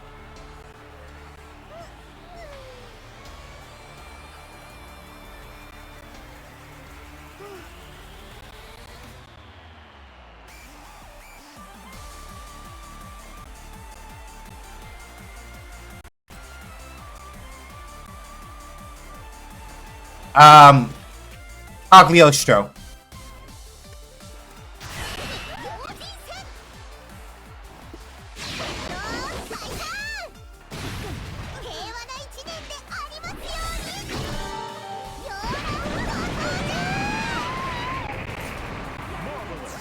Okay, yeah, that's basically just Sheep Buster Wolf.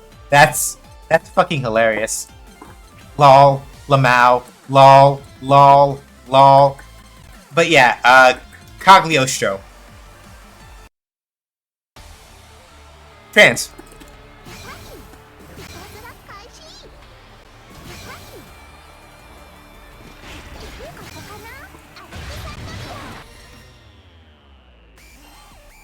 Yeah, Cagliostro literally invented alchemy and wet. I'm tired of being an old dude. I'm gonna be a cute girl because fuck it, I can't. Hey. Oh, hey, it's Vasaraga. Yeah, so like Vasaraga is an example of a mask draft. Like most mask draft are built the way that Vasaraga is, right? And usually most femme draft are built the way that like Narmaya is. But again, like Ladiva is an exception on both of those fronts. But in the best way.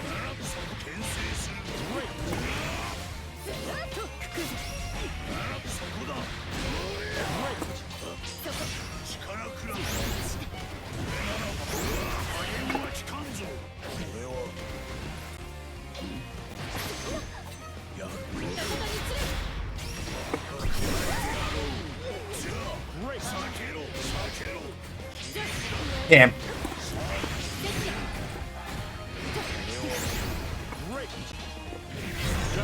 I also want a mask exception now. I'm also just surprised there isn't one.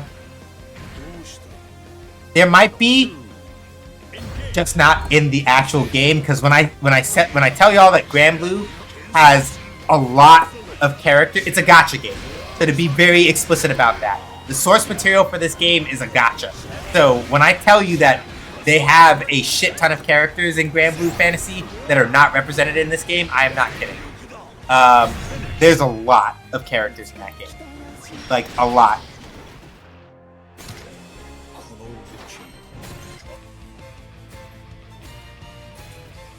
Believe in victory. Battle 1. Engage.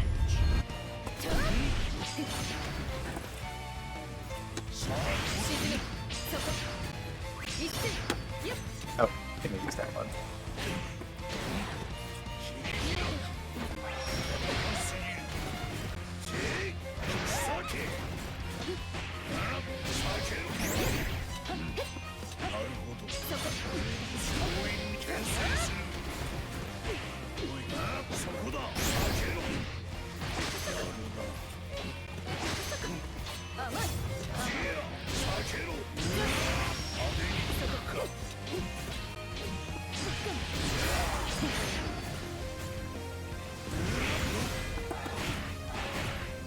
No, fuck that. Like, you're not gonna...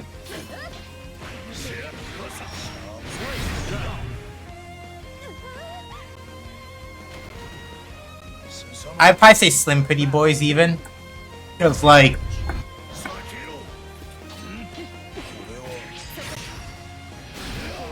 If only because, like... I'll pull up Lancelot in a second, because I'm probably gonna get my shit stomped by this Vasaraga. God.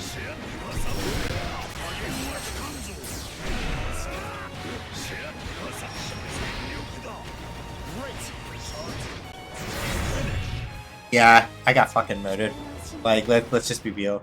This is probably somebody that plays Vasaraga in current Grand Blue and has just been waiting for their time. Because, fuck. Because, yeah, as far as, like, pretty boys on this cast, we absolutely have, like, slim ones.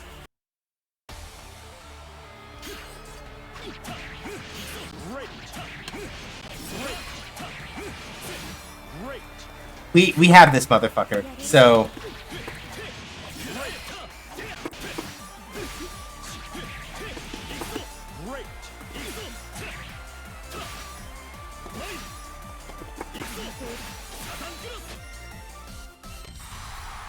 yeah. Just not, we just don't have any that are dropped, I think. But we do have our fair share of like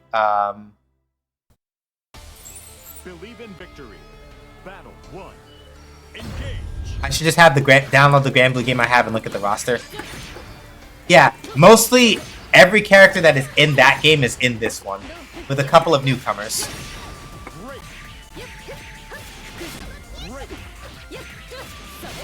The game system in the thing to keep in mind is that in the non-Rising version of Grand Blue Fantasy Versus, the one that's currently like playable or purchasable right now, I should say.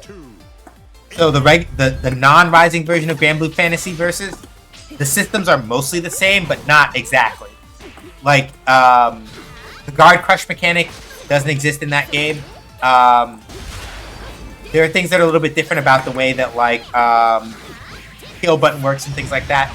Most of it is mostly the same, but there are just enough tweaks that it's not quite the same. So keep that in mind.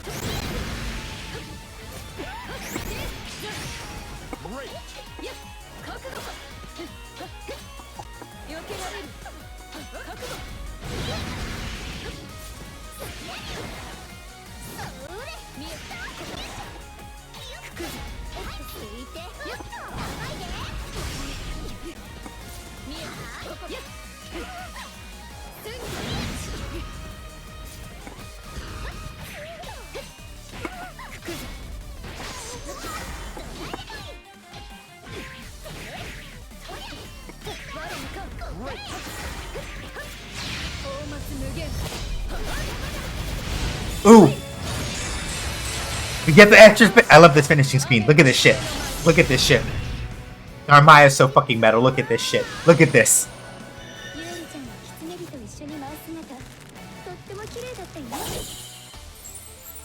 Just like, let me clean this sword real quick. Just very calmly using her arm for...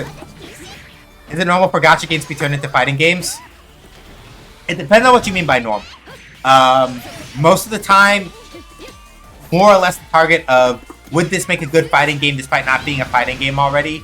Usually, the question is, how big is the cast of the base game? Right? So...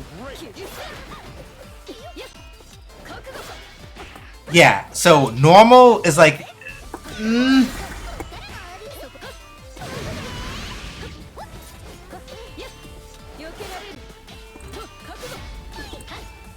Does every franchise make a fighting game if they can? Not necessarily.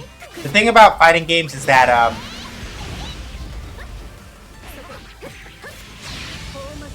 fighting games as a genre are generally really niche. Right? Yeah, like, it's a thing where part of it, usually the consideration for would this make a good fighting game is usually, or what should we turn this into a fighting game is usually down to,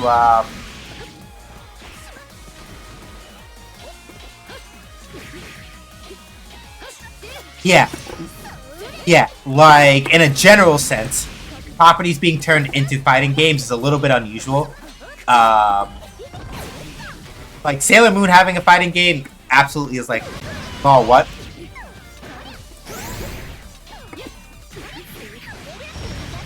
Like, it is kind of surprising that we got Sailor S overall. Like, the fact that that game exists is kind of a miracle.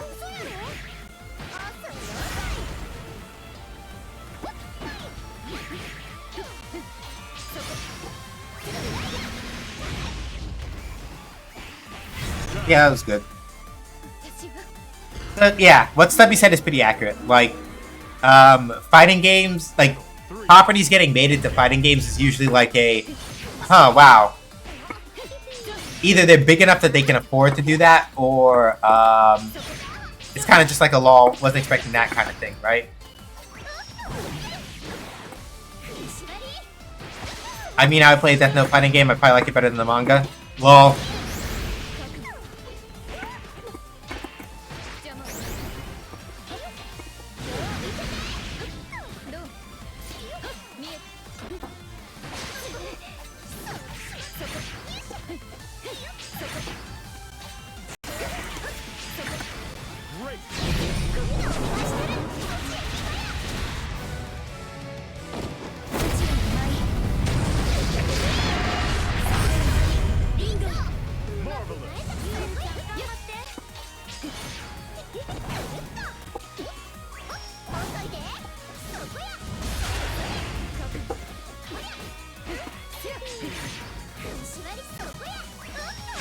Oh, why'd you do that? Ooh. A network error has occurred, failed to... Oh. Then we've hit the cutoff time. We hit the cutoff time. Alright, y'all. So we're not done with stream, but we are done playing Rising. Because, the beta, the current window. The next closed beta, the next open beta window is going to open like sometime tomorrow, I think. But for right now, no, they have it, not even like a time limit. It's just that it's like explicitly like, hey, it's going to be open from this time to this time. We're taking a break, and then we're going to open it again from this time to this time. Yeah. Grand Blue versus Rising, I might, if I can afford it, I will probably get it. I liked the original a lot. Just that the netcode not being rollback made it really fucking difficult to play after a while. And there's some system things that they've made a point of addressing with this version that I like a lot more. That kind of like, it brings a smile to my face. And we're in good company. I always get a chuckle when there's a really fancy special attack in a fighting game with long cutscene that doesn't KO someone. Yeah. So yeah, that's Grand Blue versus Rising. Give me Eliza, you cowards. Fucking do it. Do it. I don't want to play Catboy Joe Higashi Link in order to get my rushdown fix. Give me hand-to-hand combat. I might just go ahead and pick this game up, and also can't. Yeah, Under Night 2 is going to be so fucking good. Under Night 2 is going to be so much fun. I'm so excited for that shit. Y'all have no idea. I'm gonna put up a poll. Catboy Link, did I miss him? A little. He's in. I think he's DLC in the original Granblue Fantasy Versus. But I played him for like a little bit earlier on in the stream to demonstrate him as a character that does like a lot of rushdown stuff. His name is, I forget. I can never pronounce it right, but that's him. Go look him up. And his Japanese voice actor is Link's voice actor, who is also Joe Higashi's voice actor. Yeah, in Under Night, I'm playing Yuzuriha. Like we all already know. Katana combat. So, surprising nobody, I'm Katana GF. Like that's all I really have to say about that. So yeah, I'm gonna order dinner while we go on break. I'm gonna put up a poll while we're on the AFK screen, just so that we can figure out what all gets played. Please participate. Let me know what's good, what y'all want to do, and when we get back, we'll do like an hour of that to kind of close out. So I'm gonna just put up this poll real quick. Not gonna. Oh yeah, Kaguya is like Gun Lady, right? Yeah. Poll.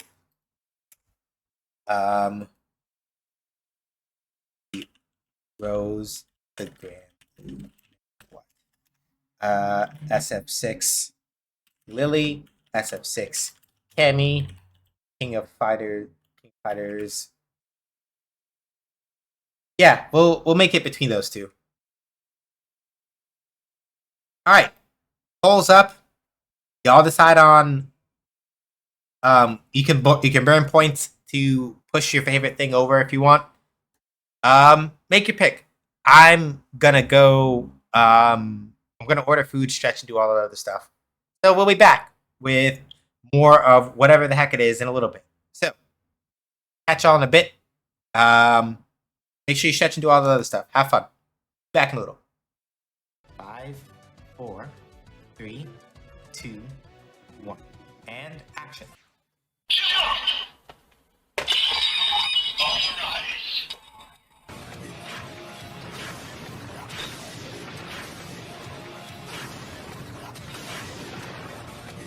Henshin!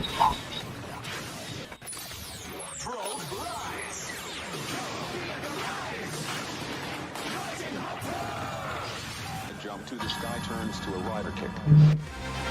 There's only one person who can stop, and that's me. Hey everybody, my name is Sean. They call me either that or SJ. As I say on my own channel, make games, I play games. Games make do, basically. Did you really think that I was going to let you hit me with that? No. Guess what? I'm still alive, motherfucker. Going too fast is no good. Shut the fuck up. What else you got? I have to hit button. Button hit good. This no count, no good, self-absorbed. Giving free turns goes against my professional ethics.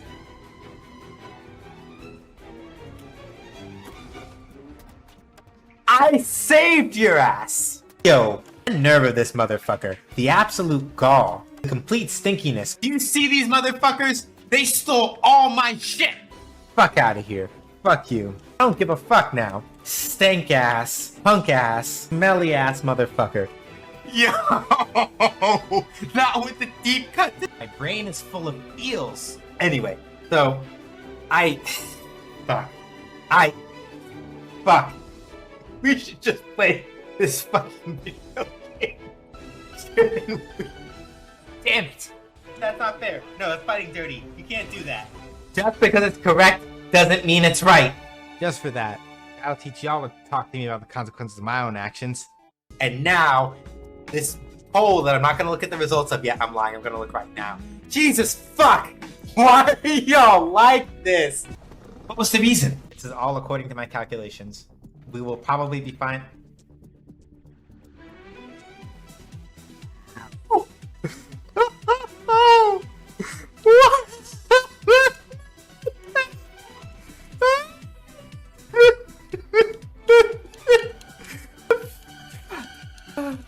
God damn it. Can somebody clip that? Going too fast is no good. You facetious motherfuckers.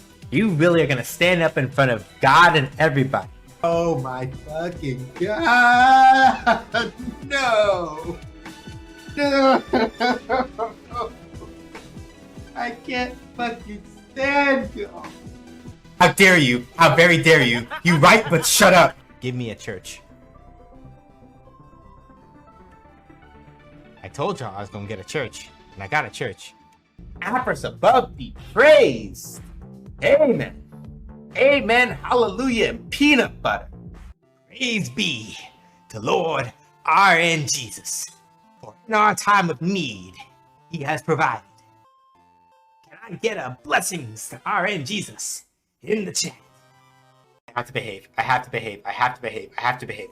You know what? I'm just gonna do this. What kind of just nonsense did you just... What in the hell do you mean? You put me on your whole motherfucking screen?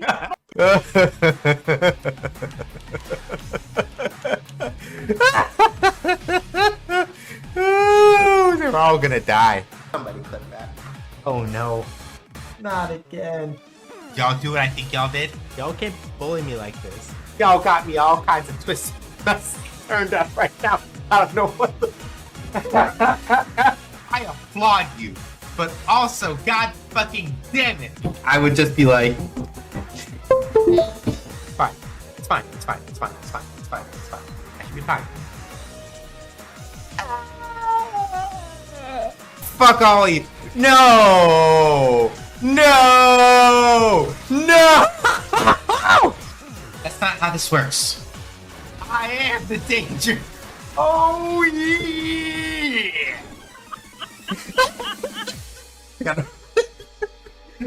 I'll respond to that, but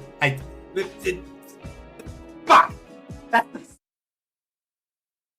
Alright, the people have spoken.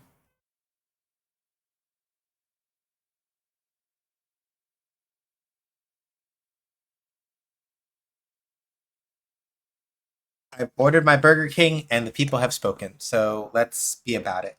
Let me also change the title before I forget. I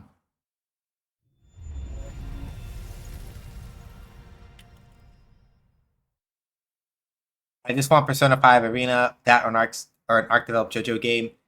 I just want to play a fighting game where Mista's just Venom. Yeah. And this is not even me, like, intentionally ragging on, like, JoJo ASBR. But the problem with JoJo ASBR is that CyberConnect 2, I was thinking about it to myself when I was on break a second ago. CyberConnect 2, the thing that they don't do very well is make cogent decisions about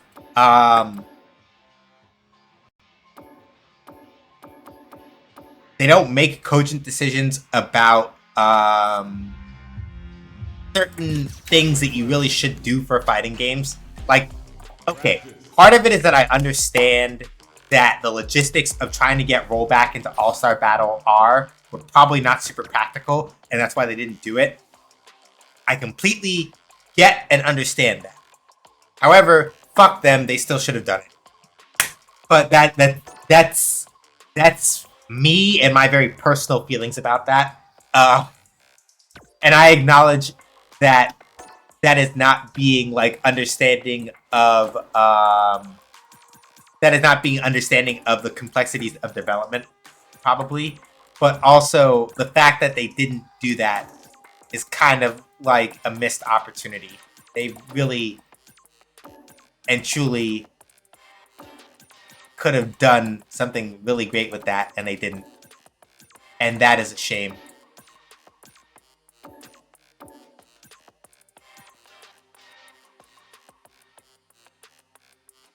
There's no excuse from a business standpoint. The market and market leaders have spoken. Yeah.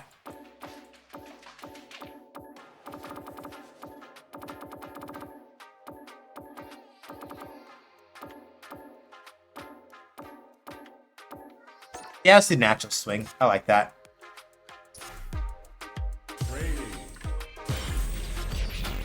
Not gonna lie, I just want an updated Sailor Moon fighting game or a General Magical Girl one.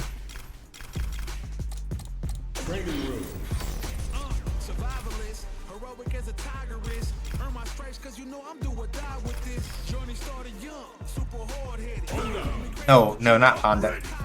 No, Honda, no. Hello, no.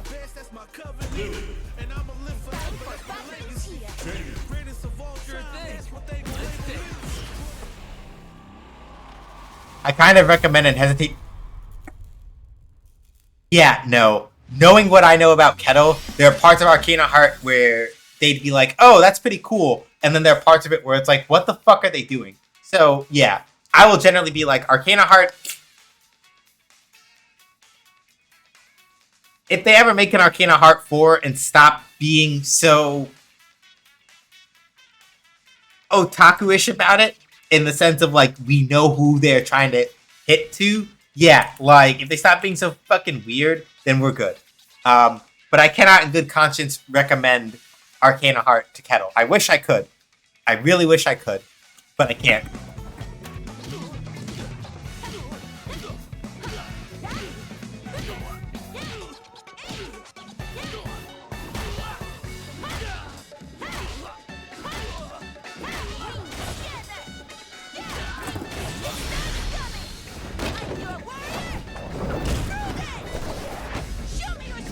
Combo I will never get to use in an actual match because I can't remember to do I can't remember how to I can't do 720 inputs cleanly when I'm trying not to get my shit pushed in.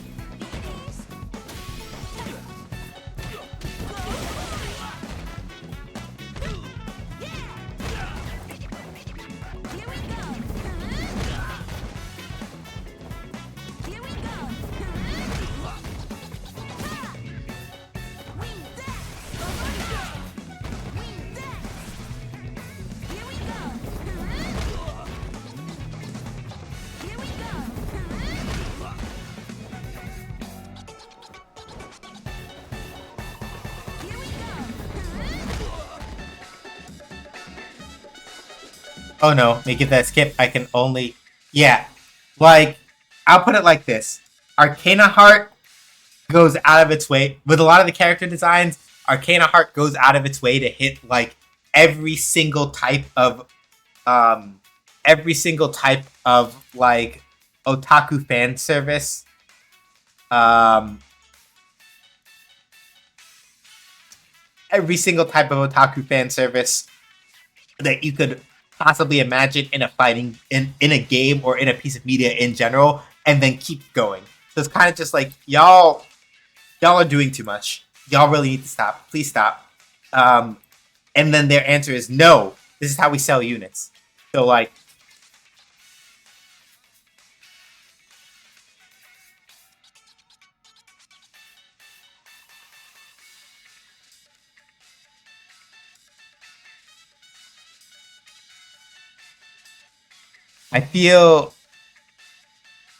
I bet the boob animation is top tier, though.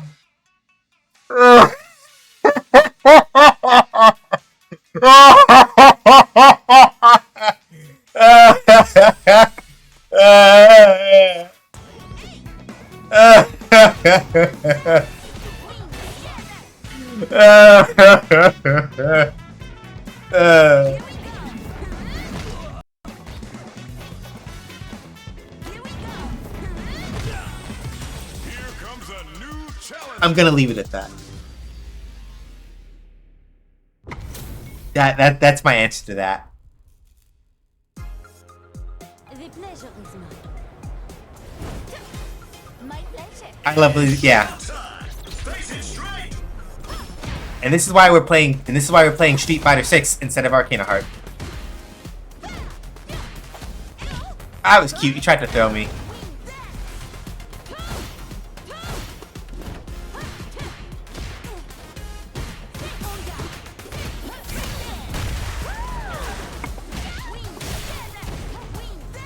I don't know about Black. She is definitely First Nations. Yes.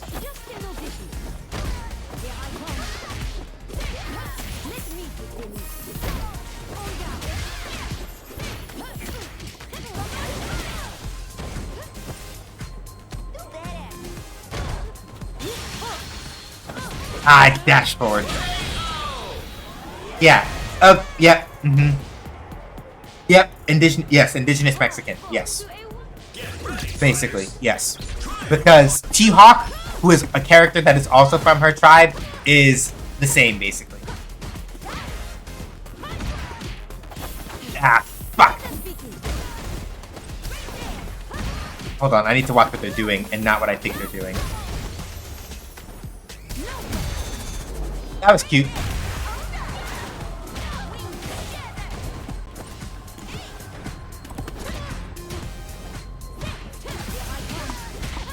Yeah, I'm dead. Either way, she's a cutie. Yes. Now, her voice actress is Black Lateen, if I remember correctly. Is also Mirko's voice actress from My Hero Academia.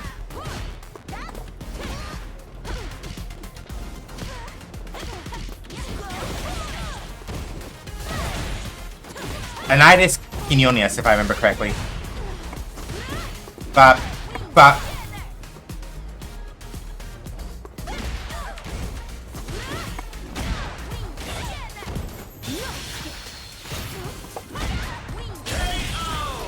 these two in specifics are also interestingly mixed of older character. Lily obviously being T-Hawk, and Manon actually being a new spin on Abel's archetype of the French strike show captain.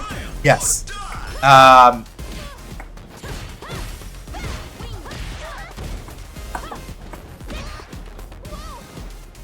I would say that Manon is also arguably a better execution of it than Abel was. Fuck. But that's my personal opinion. I think that Manon is a more interesting execution of Abel's thing than, yeah.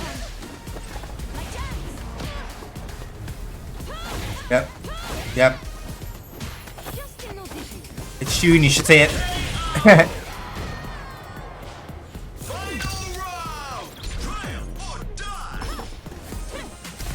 Oh, you tried to drive impact. That was cute.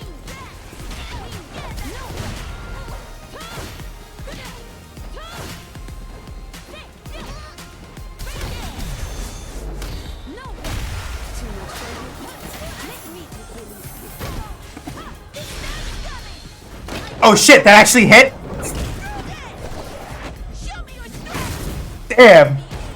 I just sent that and it actually hit. I'm so... I can't believe that actually hit. I just sent that. I was just like, I'm gonna do it.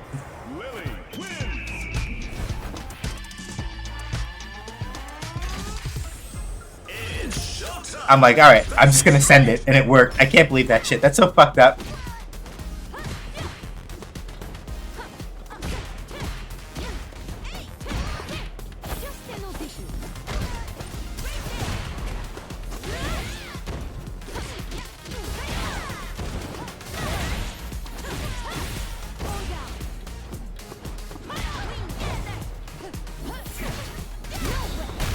So.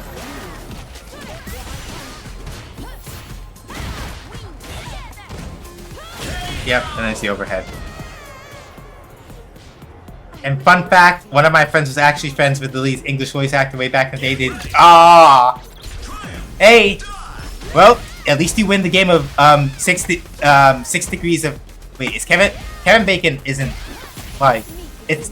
Kevin Bacon didn't, like, fuck up and do something terrible, right? Because I was gonna say 6 degrees of Kevin Bacon, but I'm like, I can't remember if Kevin Bacon did something fucked up or not. So I'm thinking of somebody else. Not to my knowledge, no? Okay, cool, so we can keep saying that. Cool, so, Mojo wins 6 degrees of Lily, which is nice. That's good.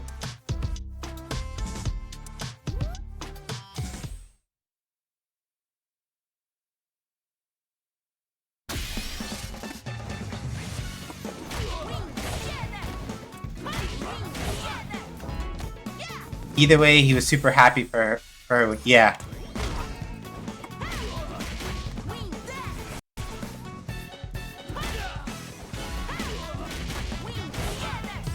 He also does a really great job as Mirko.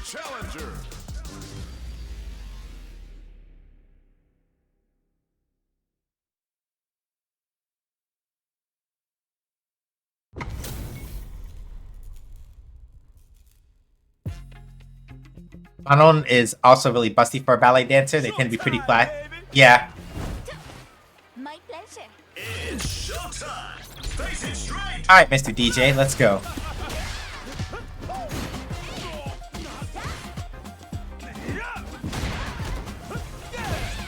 Yeah, it's not a matchup I know at all, so I am entirely ready to like get my shit pushed in.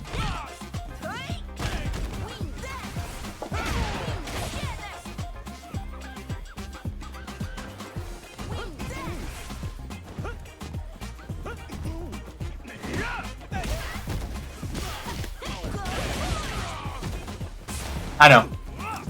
Fucked it up.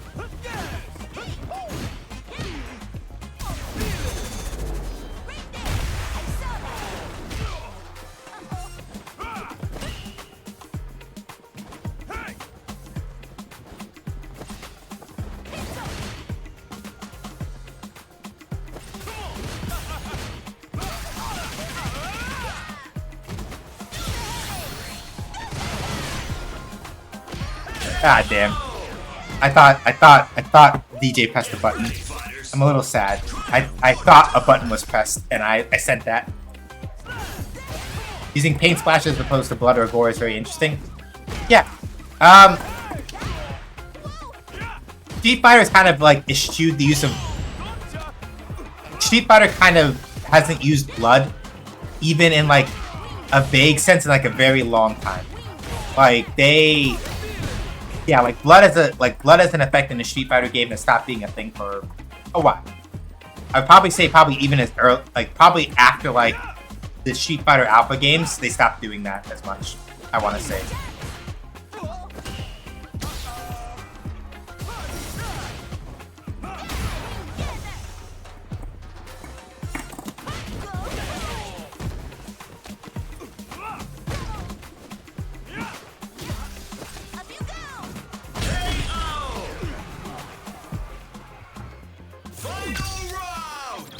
Yeah, that's why I was like after Alpha 3 they basically stopped doing it, I think. They just didn't have any interest in it at that point anymore.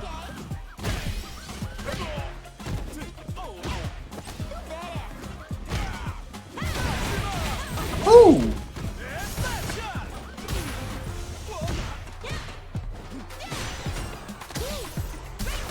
Oh wow. Nope, I got fucked up. Oh. Good night.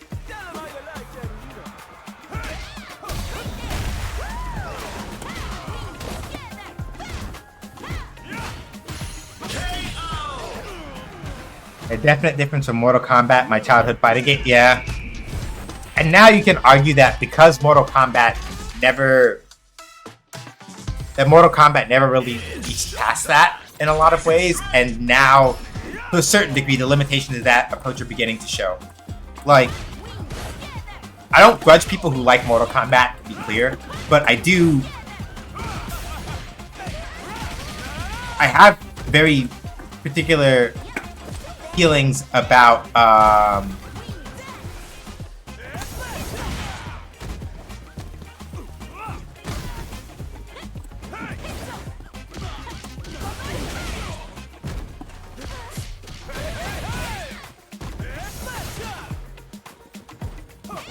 do have very particular feelings about how, I have very particular feelings about the way that Mortal Kombat kind of like trades. I have to figure out a way to express this that is not going to be extremely reductive, and I'm having trouble finding the words for it. Right, here's what I want to say. The gore in Mortal Kombat has also sort of hit the point where, for me, because I know that I have people here who have like a stronger constitution than I do for this sort of thing, and I don't have a problem with that. I'm just kind of just like saying it from the perspective of like, this is where I'm kind of fucked up about it. Like,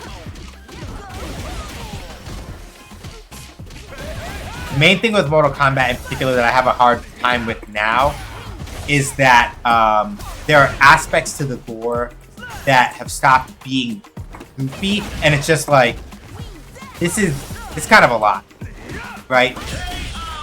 Like things like, oh yeah, I hit a character normally and they like bleed a little bit is not that big of a deal.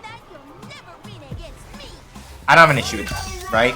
But things where it's like,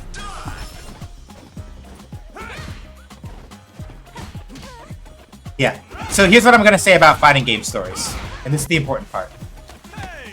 And I know that Nessa will disagree with me because, and understandably, they have a reason to.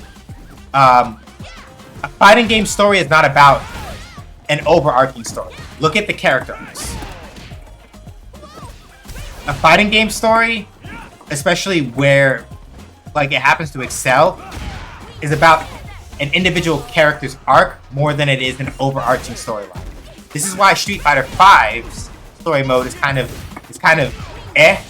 But if you look at Street Fighter 6 from the context of where have these individual characters' arcs in life taken them, Street Fighter 6 is more impactful on that axis than it is the overarching storyline. The story is overall better in MK than in the more stylized games, but even that is more specific. Yeah. Hang on a second. I'm gonna explain my point better in a minute.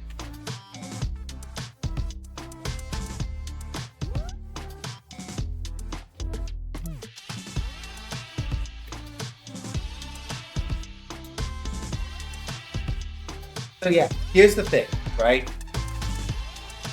And sometimes this is still not the case, and sometimes, like, individual storylines in games, in, like, fighting games can still be kind of like, girl, I guess, right?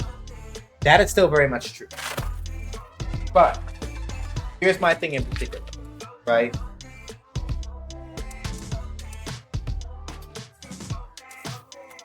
Like, fighting games are, yeah, if you want something, you want character arcs. Like Tekken is an example. Like the universe of Tekken as a whole is incredibly fucking looted, right? And to a certain extent, the story of Tekken for a long time is kind of centered around the Mishima family anyway. But when you look at the storyline just from the focus of, for example, Jin Kazama, right? Actually get something that is relatively self-contained and even has like a little bit of like pathos to it, right? Or whatever the word is. I can't think of it right? You have a kid who was raised by his mom, sort of like distant from a lot of people, distant from nature, right?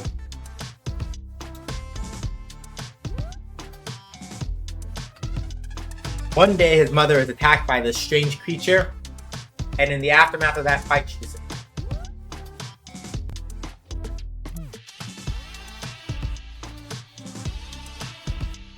boy is taken in by his grandfather. To be so kind to him, teaches him martial arts, all this other stuff. And he's a little broody, but also like a little young, a little confident, a little cautious, right? Then after he finally gets to like face off against the creature that presumably killed his mother, his grandfather's like, actually, fuck you. Blah, blah. Except he doesn't die because he is unfortunately host to a power that he cannot control, right? And that's sort of, and it goes on like that, right? So if you look at the individual sort of character arcs for characters in fighting games, that's usually where you get the payoff. Like Ryu's whole thing in Street Fighter, as another example since we're playing Street Fighter. Like Ryu's whole thing in Street Fighter is that just wants to be a really strong fighter, right? But if you follow the through line of his character arc very carefully through all the Street Fighter games, yeah. And then Tekken 7 finally reveals, oh yeah, by the way, really what's going on here is that they were kind of doomed from the word go because Heihachi was always an asshole. Softened a little bit when he got married, but it turns out that his wife was basically working a deep cover job, get the ability to, so she'd get the opportunity to kill him, and ultimately he did the deed, and he was like It hurt him a lot to do it, but he did it. And the end result of that is that he was an entire fucking bastard to his own son, and this is where we're at. But my example with Ryu, right? As far as like, and I'm gonna read your other comment in a second, Kevin, because I saw it, but I want to read it out. With Ryu as an example, before I lose my train of thought. In Street Fighter, right? Ryu's thing is that I want to be the best, and people are like, that's such a it's whatever. Just generic karate man that just wants to be the best. It's like, yes, but in the context of a lot of the other things in Street Fighter, here's what happened, right? In the first Street Fighter game, Ryu, it's eventually like retconned into it at this point, but it's simple. Ryu, in a moment of desperation, right, during the first Street Fighter game, when he fights Sagat, at the end of the first Street Fighter game, when Ryu fights Sagat there, he gets briefly overtaken by the Tatsumi no Hado, right? Surge of murderous intent. The thing that is inherent to his fighting style, that his teacher tried to expunge from it, it seizes him for a moment. He's like, I gotta win. So he hits Sagat with a Shoryuken so hard that it scars Sagat's chest, right? And for a lot of Street Fighter Alpha, Alpha 2 and Alpha 3, Ryu's kind of like, man, shit, that was kind of fucked up, huh? What am I doing, right? And at the end of Alpha 3, Ken is like, yo, brother, I got your back, right? We're homies. Street Fighter 4 and 5, albeit in not the best way, Street Fighter 4 and 5 still show that Ryu's still struggling with this. By Street Fighter 3, as evidence from the events of Street Fighter 5, Ryu has begun to kind of like move past that, and now Street Fighter 6, which is confirmed to take place after Street Fighter 3, Ryu is now living his best life. He's still looking to try to be the best and be the champion, but he's not so consumed about, oh god, is Tatsumi no Hado going to like take me over? And when you talk with Ryu in World Tour, right, you get to get a sense of this is where he's at. Whereas Ken, on the other hand, you look at Ken's character arc all throughout Street Fighter, Ken has basically lived his entire life not having to worry about shit. Rich, pretty, popular, he gets a girlfriend, and all that other stuff, and he's there for Ryu to pick up Ryu when the chips are down. Then, right before Street Fighter 6, he's like, alright, going into a business venture with this dude called JP, right? Or Johan Petrovich, rather. I'm going into business with a dude called Johan Petrovich in this country called Nashal. Things will be cool, right?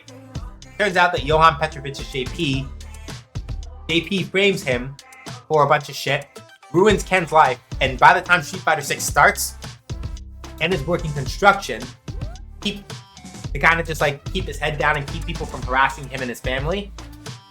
And Ken, who has spent most of his life being chill, happy-go-lucky, and not really bothered by much of anything, is like, I miss my wife, I miss my kids, I miss my wife, I miss my son. I feel kind of shitty that I can't do anything and be there for them. And also, if I meet JP, I might fucking kill him. And this is Ken Masters. Ken Masters has never, in a day in his life, ever been like, I hate somebody so bad I want to kill them. So yeah, fighting game stories, when you look at the individual character arcs, and they're done relatively well, that's when you get the hit. If you're coming to a fighting game story for like a good overarching, like broad cinematic narrative, you're fucked up. Let me roll back a little bit. As Keto said, right? The thing about MK stories, right? Ojo was like, the cosmic retcon at the end of MK11 annoying, Aftermath annoying. Yeah, exactly. Jong Soon hasn't really predicted. Yeah. MK honestly feels like what comics from the 90s were like. Sometimes heartfelt, a lot of the times edgelords, but still give it a go every time. Yeah.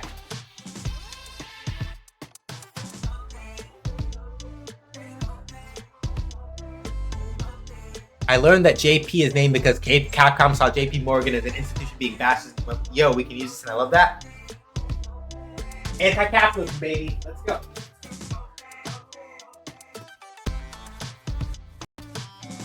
Yeah, like I said all that stuff to say this. Our fighting game worlds and stories kind of silly sometimes. Yes, absolutely.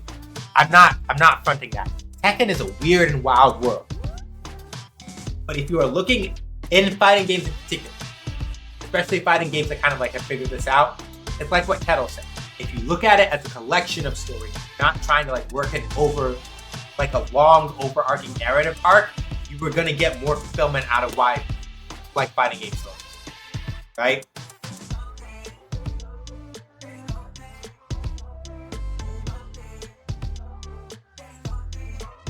Like even Cammy. Cammy literally comes into the Street Fighter franchise. Well, okay, in Street Fighter 2, they're a little bit vague about it, but with the entire context of how they've established Cammy's backstory now, still fucking good. Cammy starts out as an amnesiac and potentially spare body for M. Bison, right? He gets freed from that and has complete and total amnesia. And is like, where do I belong? Where do I go? What do I do? He gets taken in by Colonel Wolfman and becomes a member of Delta Red, right? And in becoming a member of Delta Red, she eventually comes across the other clones, or the other brainwashed dolls that were in M. Bison's service.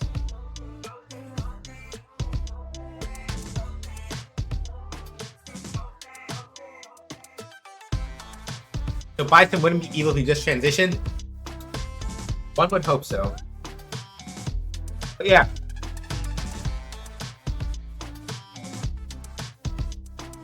See, Mojo hit on exactly the thing I was going to talk about. Cammy's whole character arc is about figuring out who the fuck she is. Once she's like, I have no memory. I don't have anybody. But what? And so her motif for a very long time, even before the newer Street Fighter games, has always been of a cat, right? Aloof and a little moody, but not necessarily unfriendly.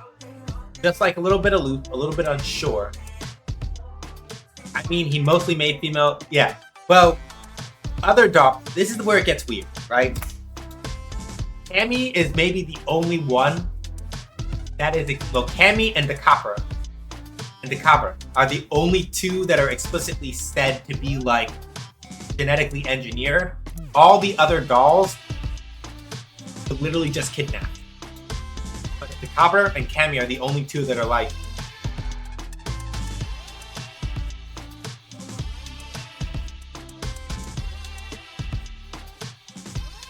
oh yeah, Goro, right?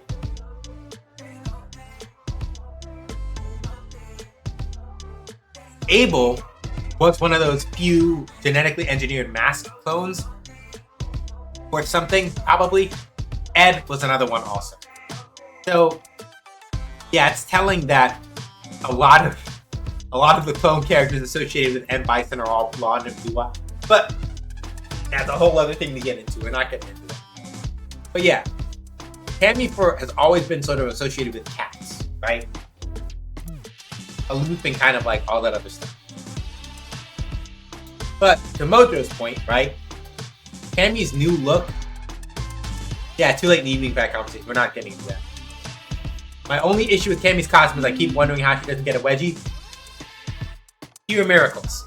But this sort of segues into our other point, right? Mojo pointed out that Cammy is literally more comfortable in her own skin in this game, despite wearing more clothes. And it's important to point this out because up until Street Fighter 6, all of Cammy's primary, not any extra outfits, all of Cammy's primary outfits up until this game have always been some form of combat uniform, right? Whether it was her doll's uniform in like the Alpha era, or her Delta Red uniform in Street Fighter 2 and 4 and 5, right? But in Street Fighter 6, she's still part of Delta Red, but she's not wearing the Delta Red uniform full time anymore. Reason why I use the Cammy Delta Red outfit, not necessarily because of nostalgia, but because there is no good brown skin color on Cammy's default outfit. If Cammy had a color 10, that was the same shade of pink and brown, but on her outfit 1, you better believe I'd only be using that shit. 100%. 100%. Because it's what Mojo says, right? Cammy is now at ease with herself enough that not thinking about, she still thinks about like missions in Delta Red and shit like that, but she has actively acknowledged that that is not the only thing in her life anymore. Street Fighter 4 and 5 help sort of underscore that. But she's like, no, I have other things to like worry about and fight for beyond just missions. And that's why I'm like, individual character arcs in these games, that's where you hit gold. If you are looking at the overarching storyline of a fighting game, you're fucking up.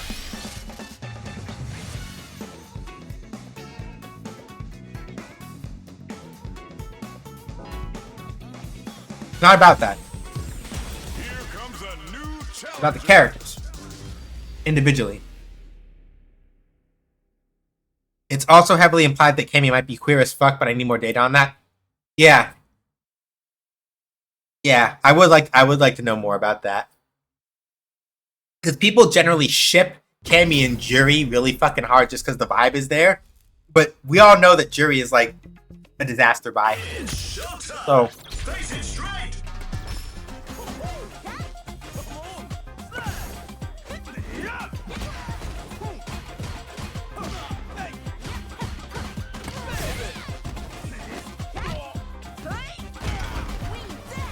yeah, anybody that tells you that Juri is not a disaster bisexual is lying to you. He 100% is. Yeah, Juri is a burned out, gifted kid that is coincidentally a dangerous assassin, right? And the sad part is that, like the gifted kid burnout isn't even because of her parents, unfortunately, right?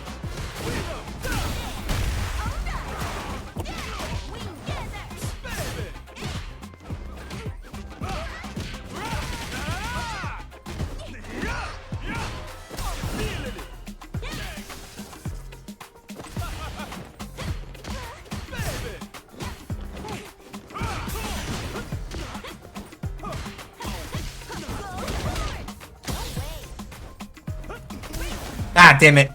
They did the sway. The forward sway specifically to get throw. Because they probably suspected I was going to drive impact. Throw.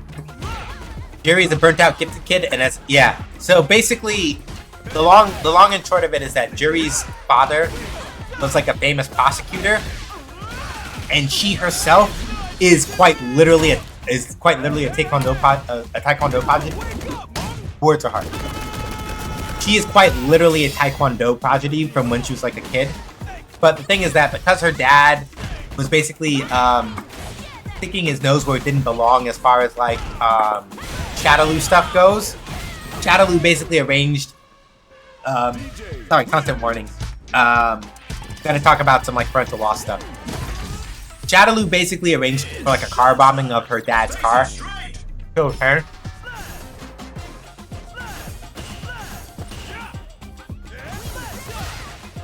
So, her response to that was to become exactly the kind of person that you see now.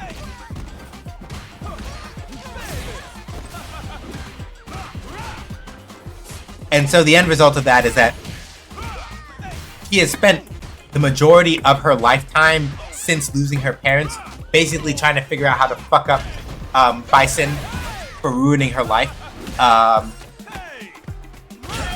And so Street Fighter 6, her entire character arc is mostly just like, well, what the fuck do I do now? Bison's dead.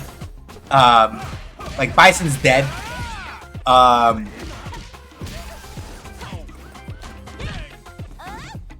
my parents are not coming back to life. My Bison's dead. So like, what the fuck do I do now? Right? Not that she will tell you that. Like, you would sooner be able to like get Ryu to actually like cuddle a spider than get Juri to admit that she's actually like depressed.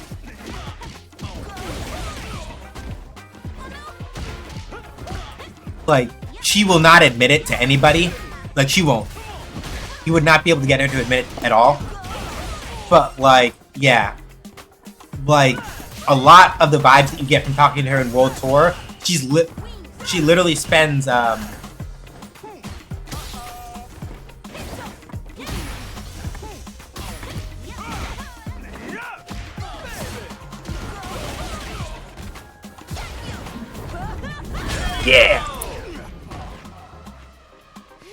But yeah, no, like Jerry literally spends most of World Tour just trying to convince you that she's cool and is completely fine and all that other stuff. She even tells you her actual literal canonical backstory and then goes, haha, psych, you big, like, haha, psych, you big sap. You really think that I have that, you really think that, like, I'm that much of a loser? Ha, you fell for it, haha.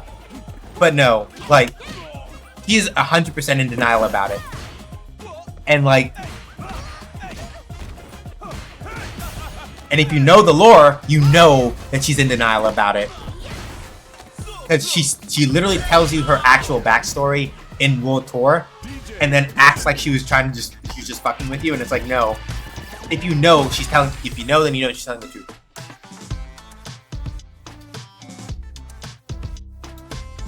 And you're trying to play it off as like, nah, I'm fine. And you're just a sucker for believing me, but no.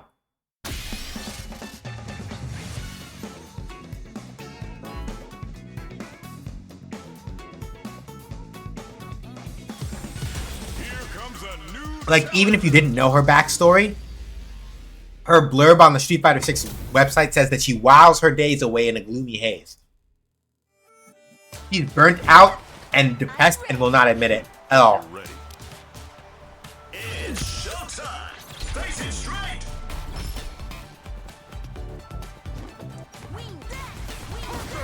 Sonic boom.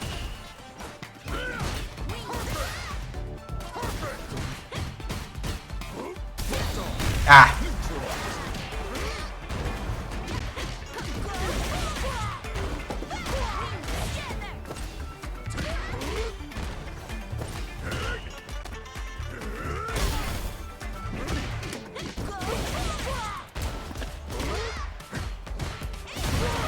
That's fair.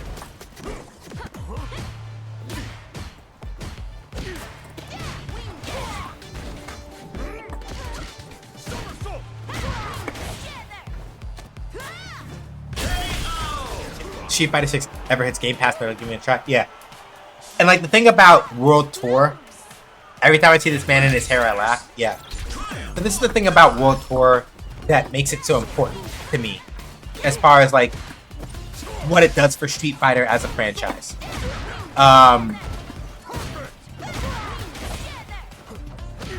World Tour to me does such a great job of like contextualizing the world of Street Fighter in ways that it's still Street Fighter, it's still goofy, and it's like, yeah, like wild and weird shit happens in the world of Street Fighter all the time still.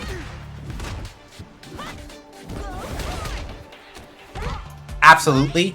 But it's also one of those things where like, no, you get to sort of experience the world outside of just this stuff, right?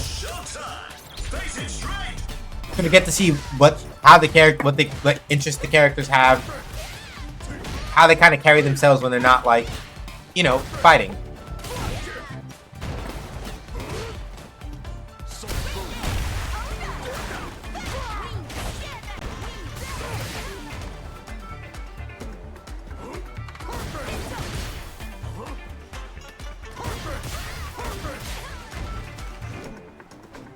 Hate that I bounced off of World Tour mode because all this shit is great. Just gotta take your time with it, I think, honestly.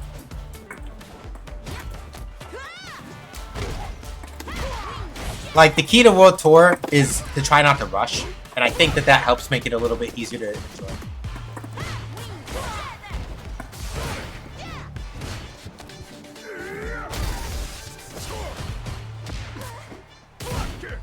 Ah, damn it!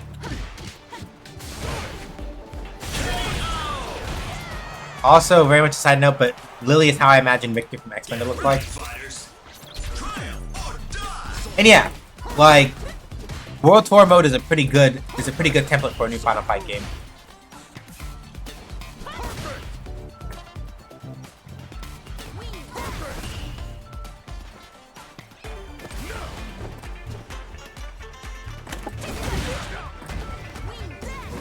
Yeah, Final Fight is literally a part of the Street Fighter canon because Cody and Guy from Final Fight are also characters in the Street Fighter game. It has happened more than once before. Even in World Tour, like you literally, like World Tour, you start off in the Metro City from that exists in Final Fight. Kimberly is a student of Guy from Final Fight. Like Final Fight is canon to the Street Fighter universe. So it's like the Avengers. No. Final Fight was initially going to be a Final Fight was initially going to be Street Fighter 2, but they sort of changed their mind on that midway through development. So no, it's not an Avengers of, it's just that they literally share the same universe.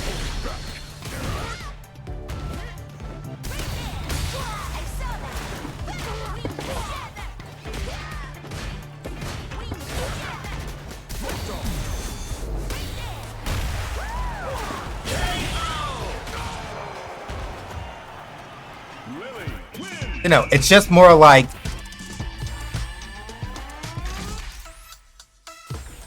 it's more like in the same way that like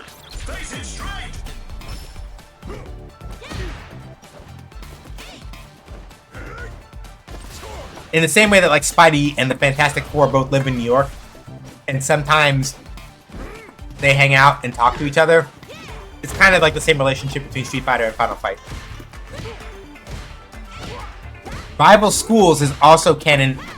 Rival Schools is also canon to the Street Fighter universe.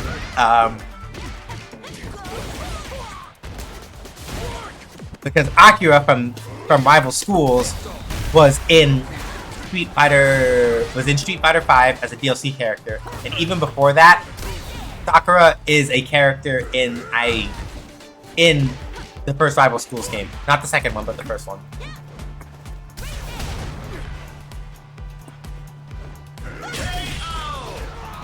Oh yeah, Hugo from Final Fight was also in Street Fighter 3 and 4. Poison was in Street Fighter 4 and 5, and Abigail. Yep.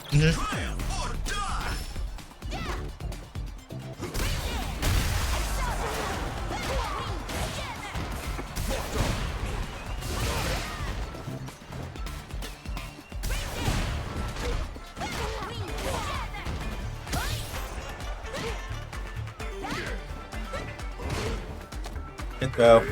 Should have thrown me into the corner though. Oh, that was good. I'm really proud of that, actually. I did a 360. I did the super motion while on the ground from a dash. I thought it was a team up kind of thing, but it seems less. Yeah.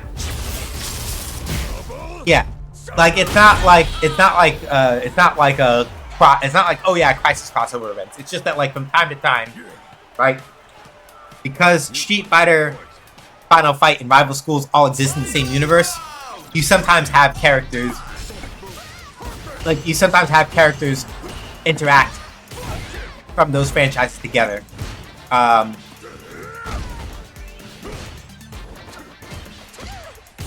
Yeah.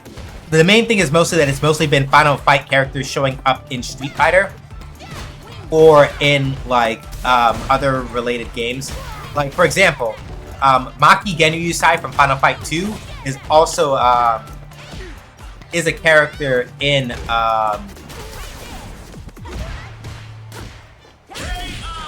Maki Genryusai from Final Fight 2 is also a character in Capcom vs SNK 2. Starting off.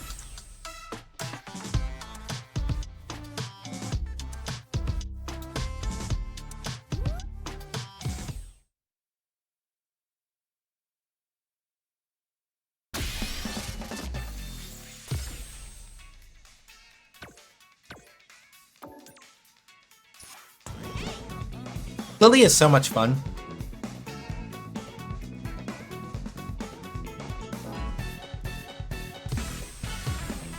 Here comes a new challenger.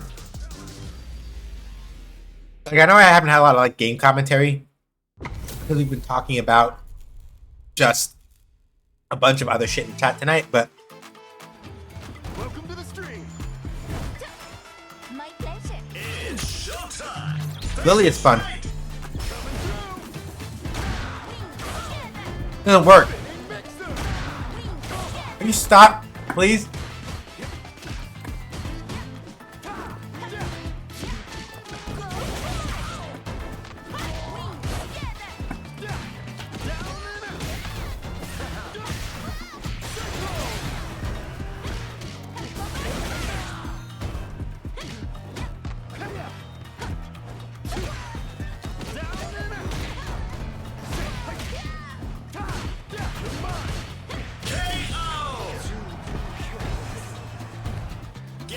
I'm embarrassed that they literally tried OD Eagle Spike and an OD.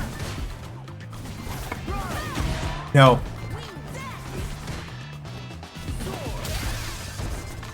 Thank you for actually curving that fireball higher up so that I wouldn't just get around it and embarrass you.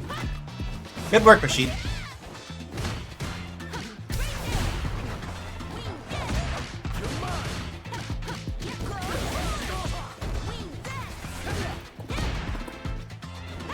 Yeah, it was good.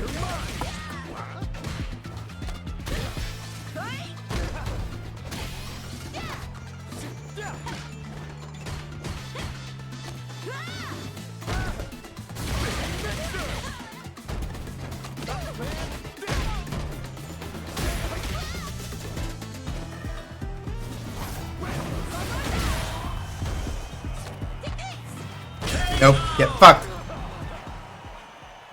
This Rashid is trying, and I respect it, but no.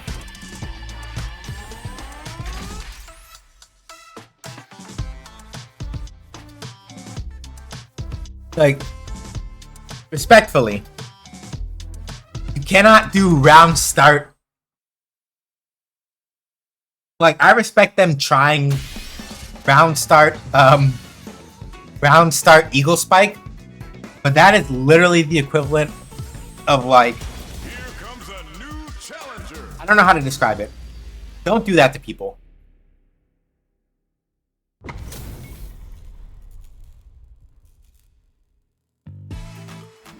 Don't do that. It's showtime. Face it straight.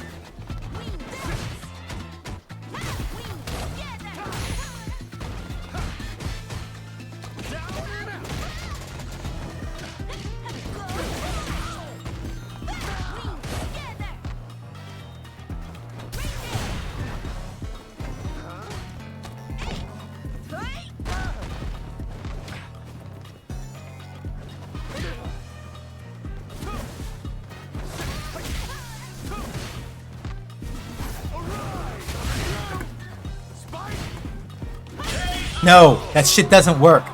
Why did you think that was going to work? EX Spike, I couldn't have punished. Regular Spike, no. You pushed your luck way too fucking hard. I know I'm Lily and I can't move that fast, but you were literally just asking for trouble with that. Why did you do that?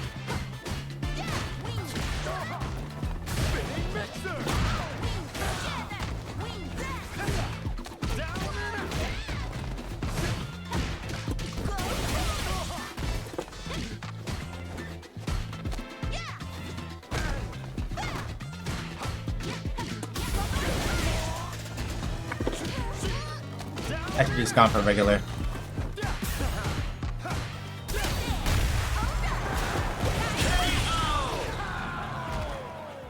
You're too fucking reckless, is how. I respect it, but like this Rashid is like a little bit too like aggro.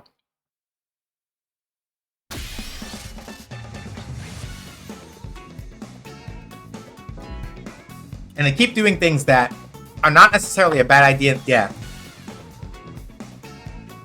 like, the OD Eagle Spike was not a bad idea necessarily, right?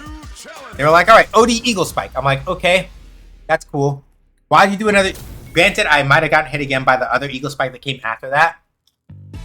But I'm ready. Time to erase you. there is no need for you to do all that. And it's really a bad idea that you did. Should have used JMP.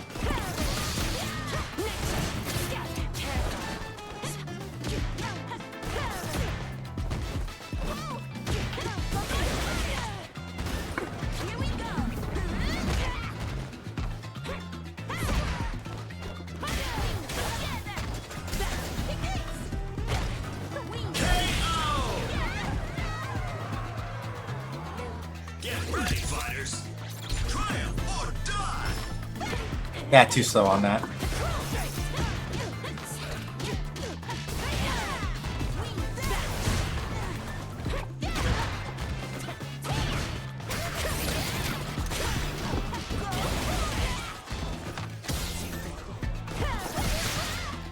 In Aki's case, it's supposed to... With Aki's case, I'm not entirely... I don't remember if it's supposed to... Oh, that's unfortunate. In Aki's case, I don't remember if it's supposed to be, I want to say it's supposed to be reminiscent of a mushroom, because poison is her thing, but I could also be wrong about that. It's showtime. Face it straight.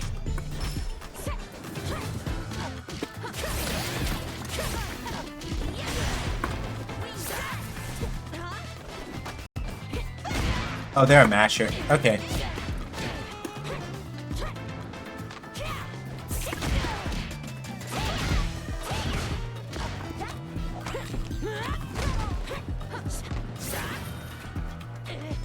Yeah, they're a masher. They're a masher. I don't really need to, like, that much. I can slow down a little bit and they're just gonna literally kill themselves on me because they won't stop pressing buttons. Stop it! We don't know what Aki stands for. Aki stands for Aki. Which I know is about as clear as mud, but, Aki stands for Aki.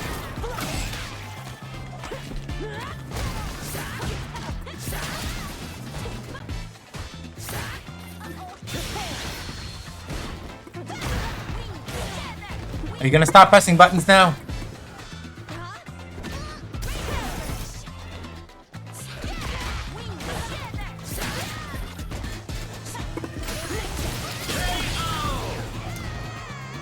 That's fair, but I think I have them now because they.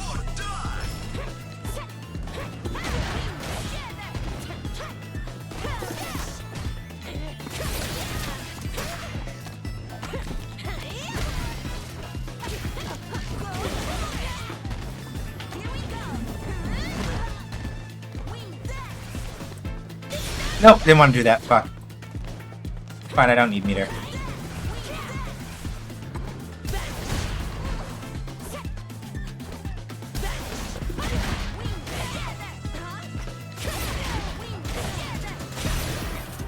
See? Remember how I told y'all a second ago, like, they keep pressing too many buttons and I don't need to do anything? That's what I meant. Stop it.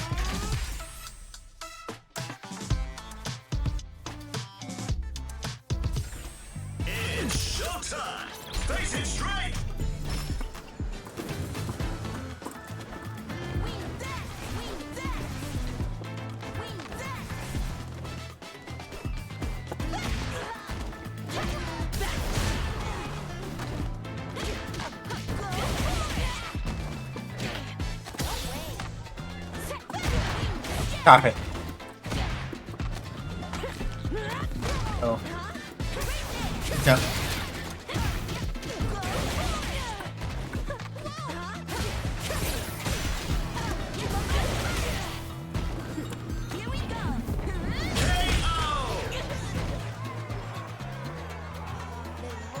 Get ready, fighters. Triumph or die. Stop it.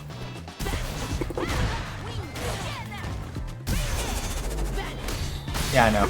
I did it early, but that's fine.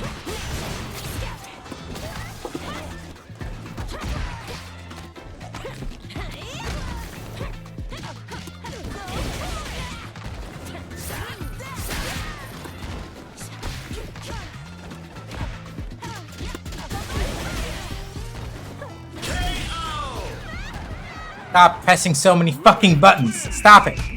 Like, that's why you're getting killed.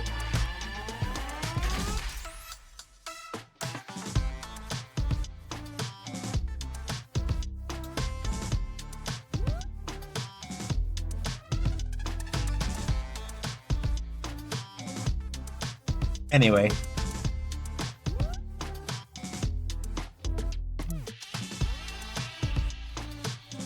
That's our girl Lily for you. So, that's stream for the night. Thank y'all for coming by. I appreciate it.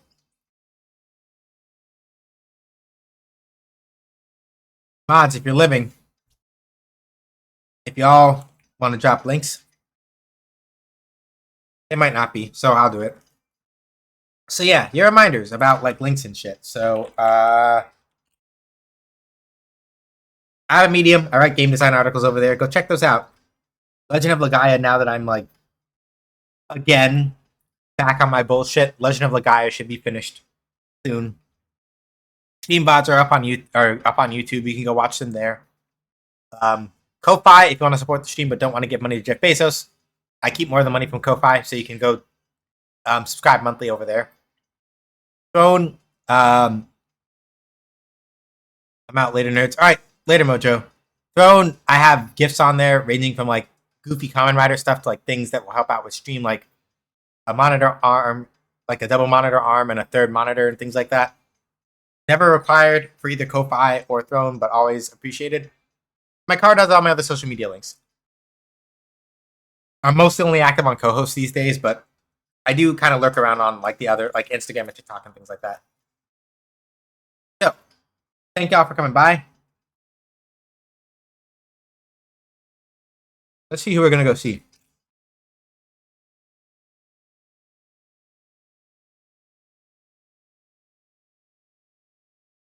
Today, let us see who we're going to go see.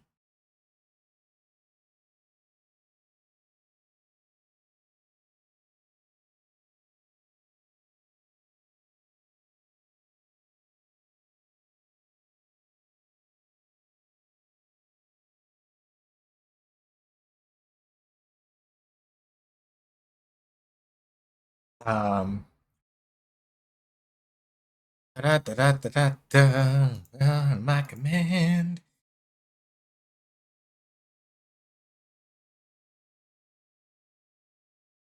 Okay, right. We don't have an updated eligibility list, so I gotta check at the old fact, which is okay. It happens. The mods do that when they can, and when they can't, I just cross-reference against lists and do that. Go bother Adrian tonight? Let me see. He may still be on cooldown. He's still on cooldown, so we can't go bother Adrian tonight. Kenzo is probably labbing in there. Anka. And even then, Kenzo is on cooldown. Davion. Yeah, I don't think we've been to Dave. I think we could. Yeah. All right. We're going to go hang out with Data Dave. He is currently playing Jackbox 10 with his community. Dave is a variety streamer and generally just all around chill dude. And also a voice actor. Very, very good at that. He is currently playing Jackbox 10 with, I assume, his community and or his friends. So, I'm going to go raid Data Dave. Please give him an SJH does raids. As illustrated here. Throw in your favorite emails, all of the stuff. Let him know who sent you. When am I next streaming? Sunday, 5 p.m. Eastern Time. We're back with Breath of Fire 2. Next Wednesday, is more game dev stuff. Next Friday, I don't think we have any game releases or anything planned, so maybe I will finally be in the mood to boot up KOF. I may have to try playing it in this week to see if this week is like a KOF sort of week. But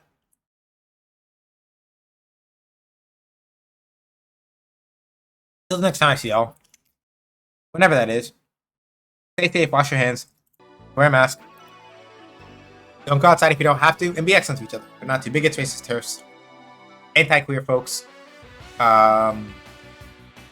or who get shitty with like bus drivers. That came to mind right now because, listen, public transit and like doing things as a public transit driver, that shit's difficult. Be kind to your bus drivers. Be kind to your subway operators.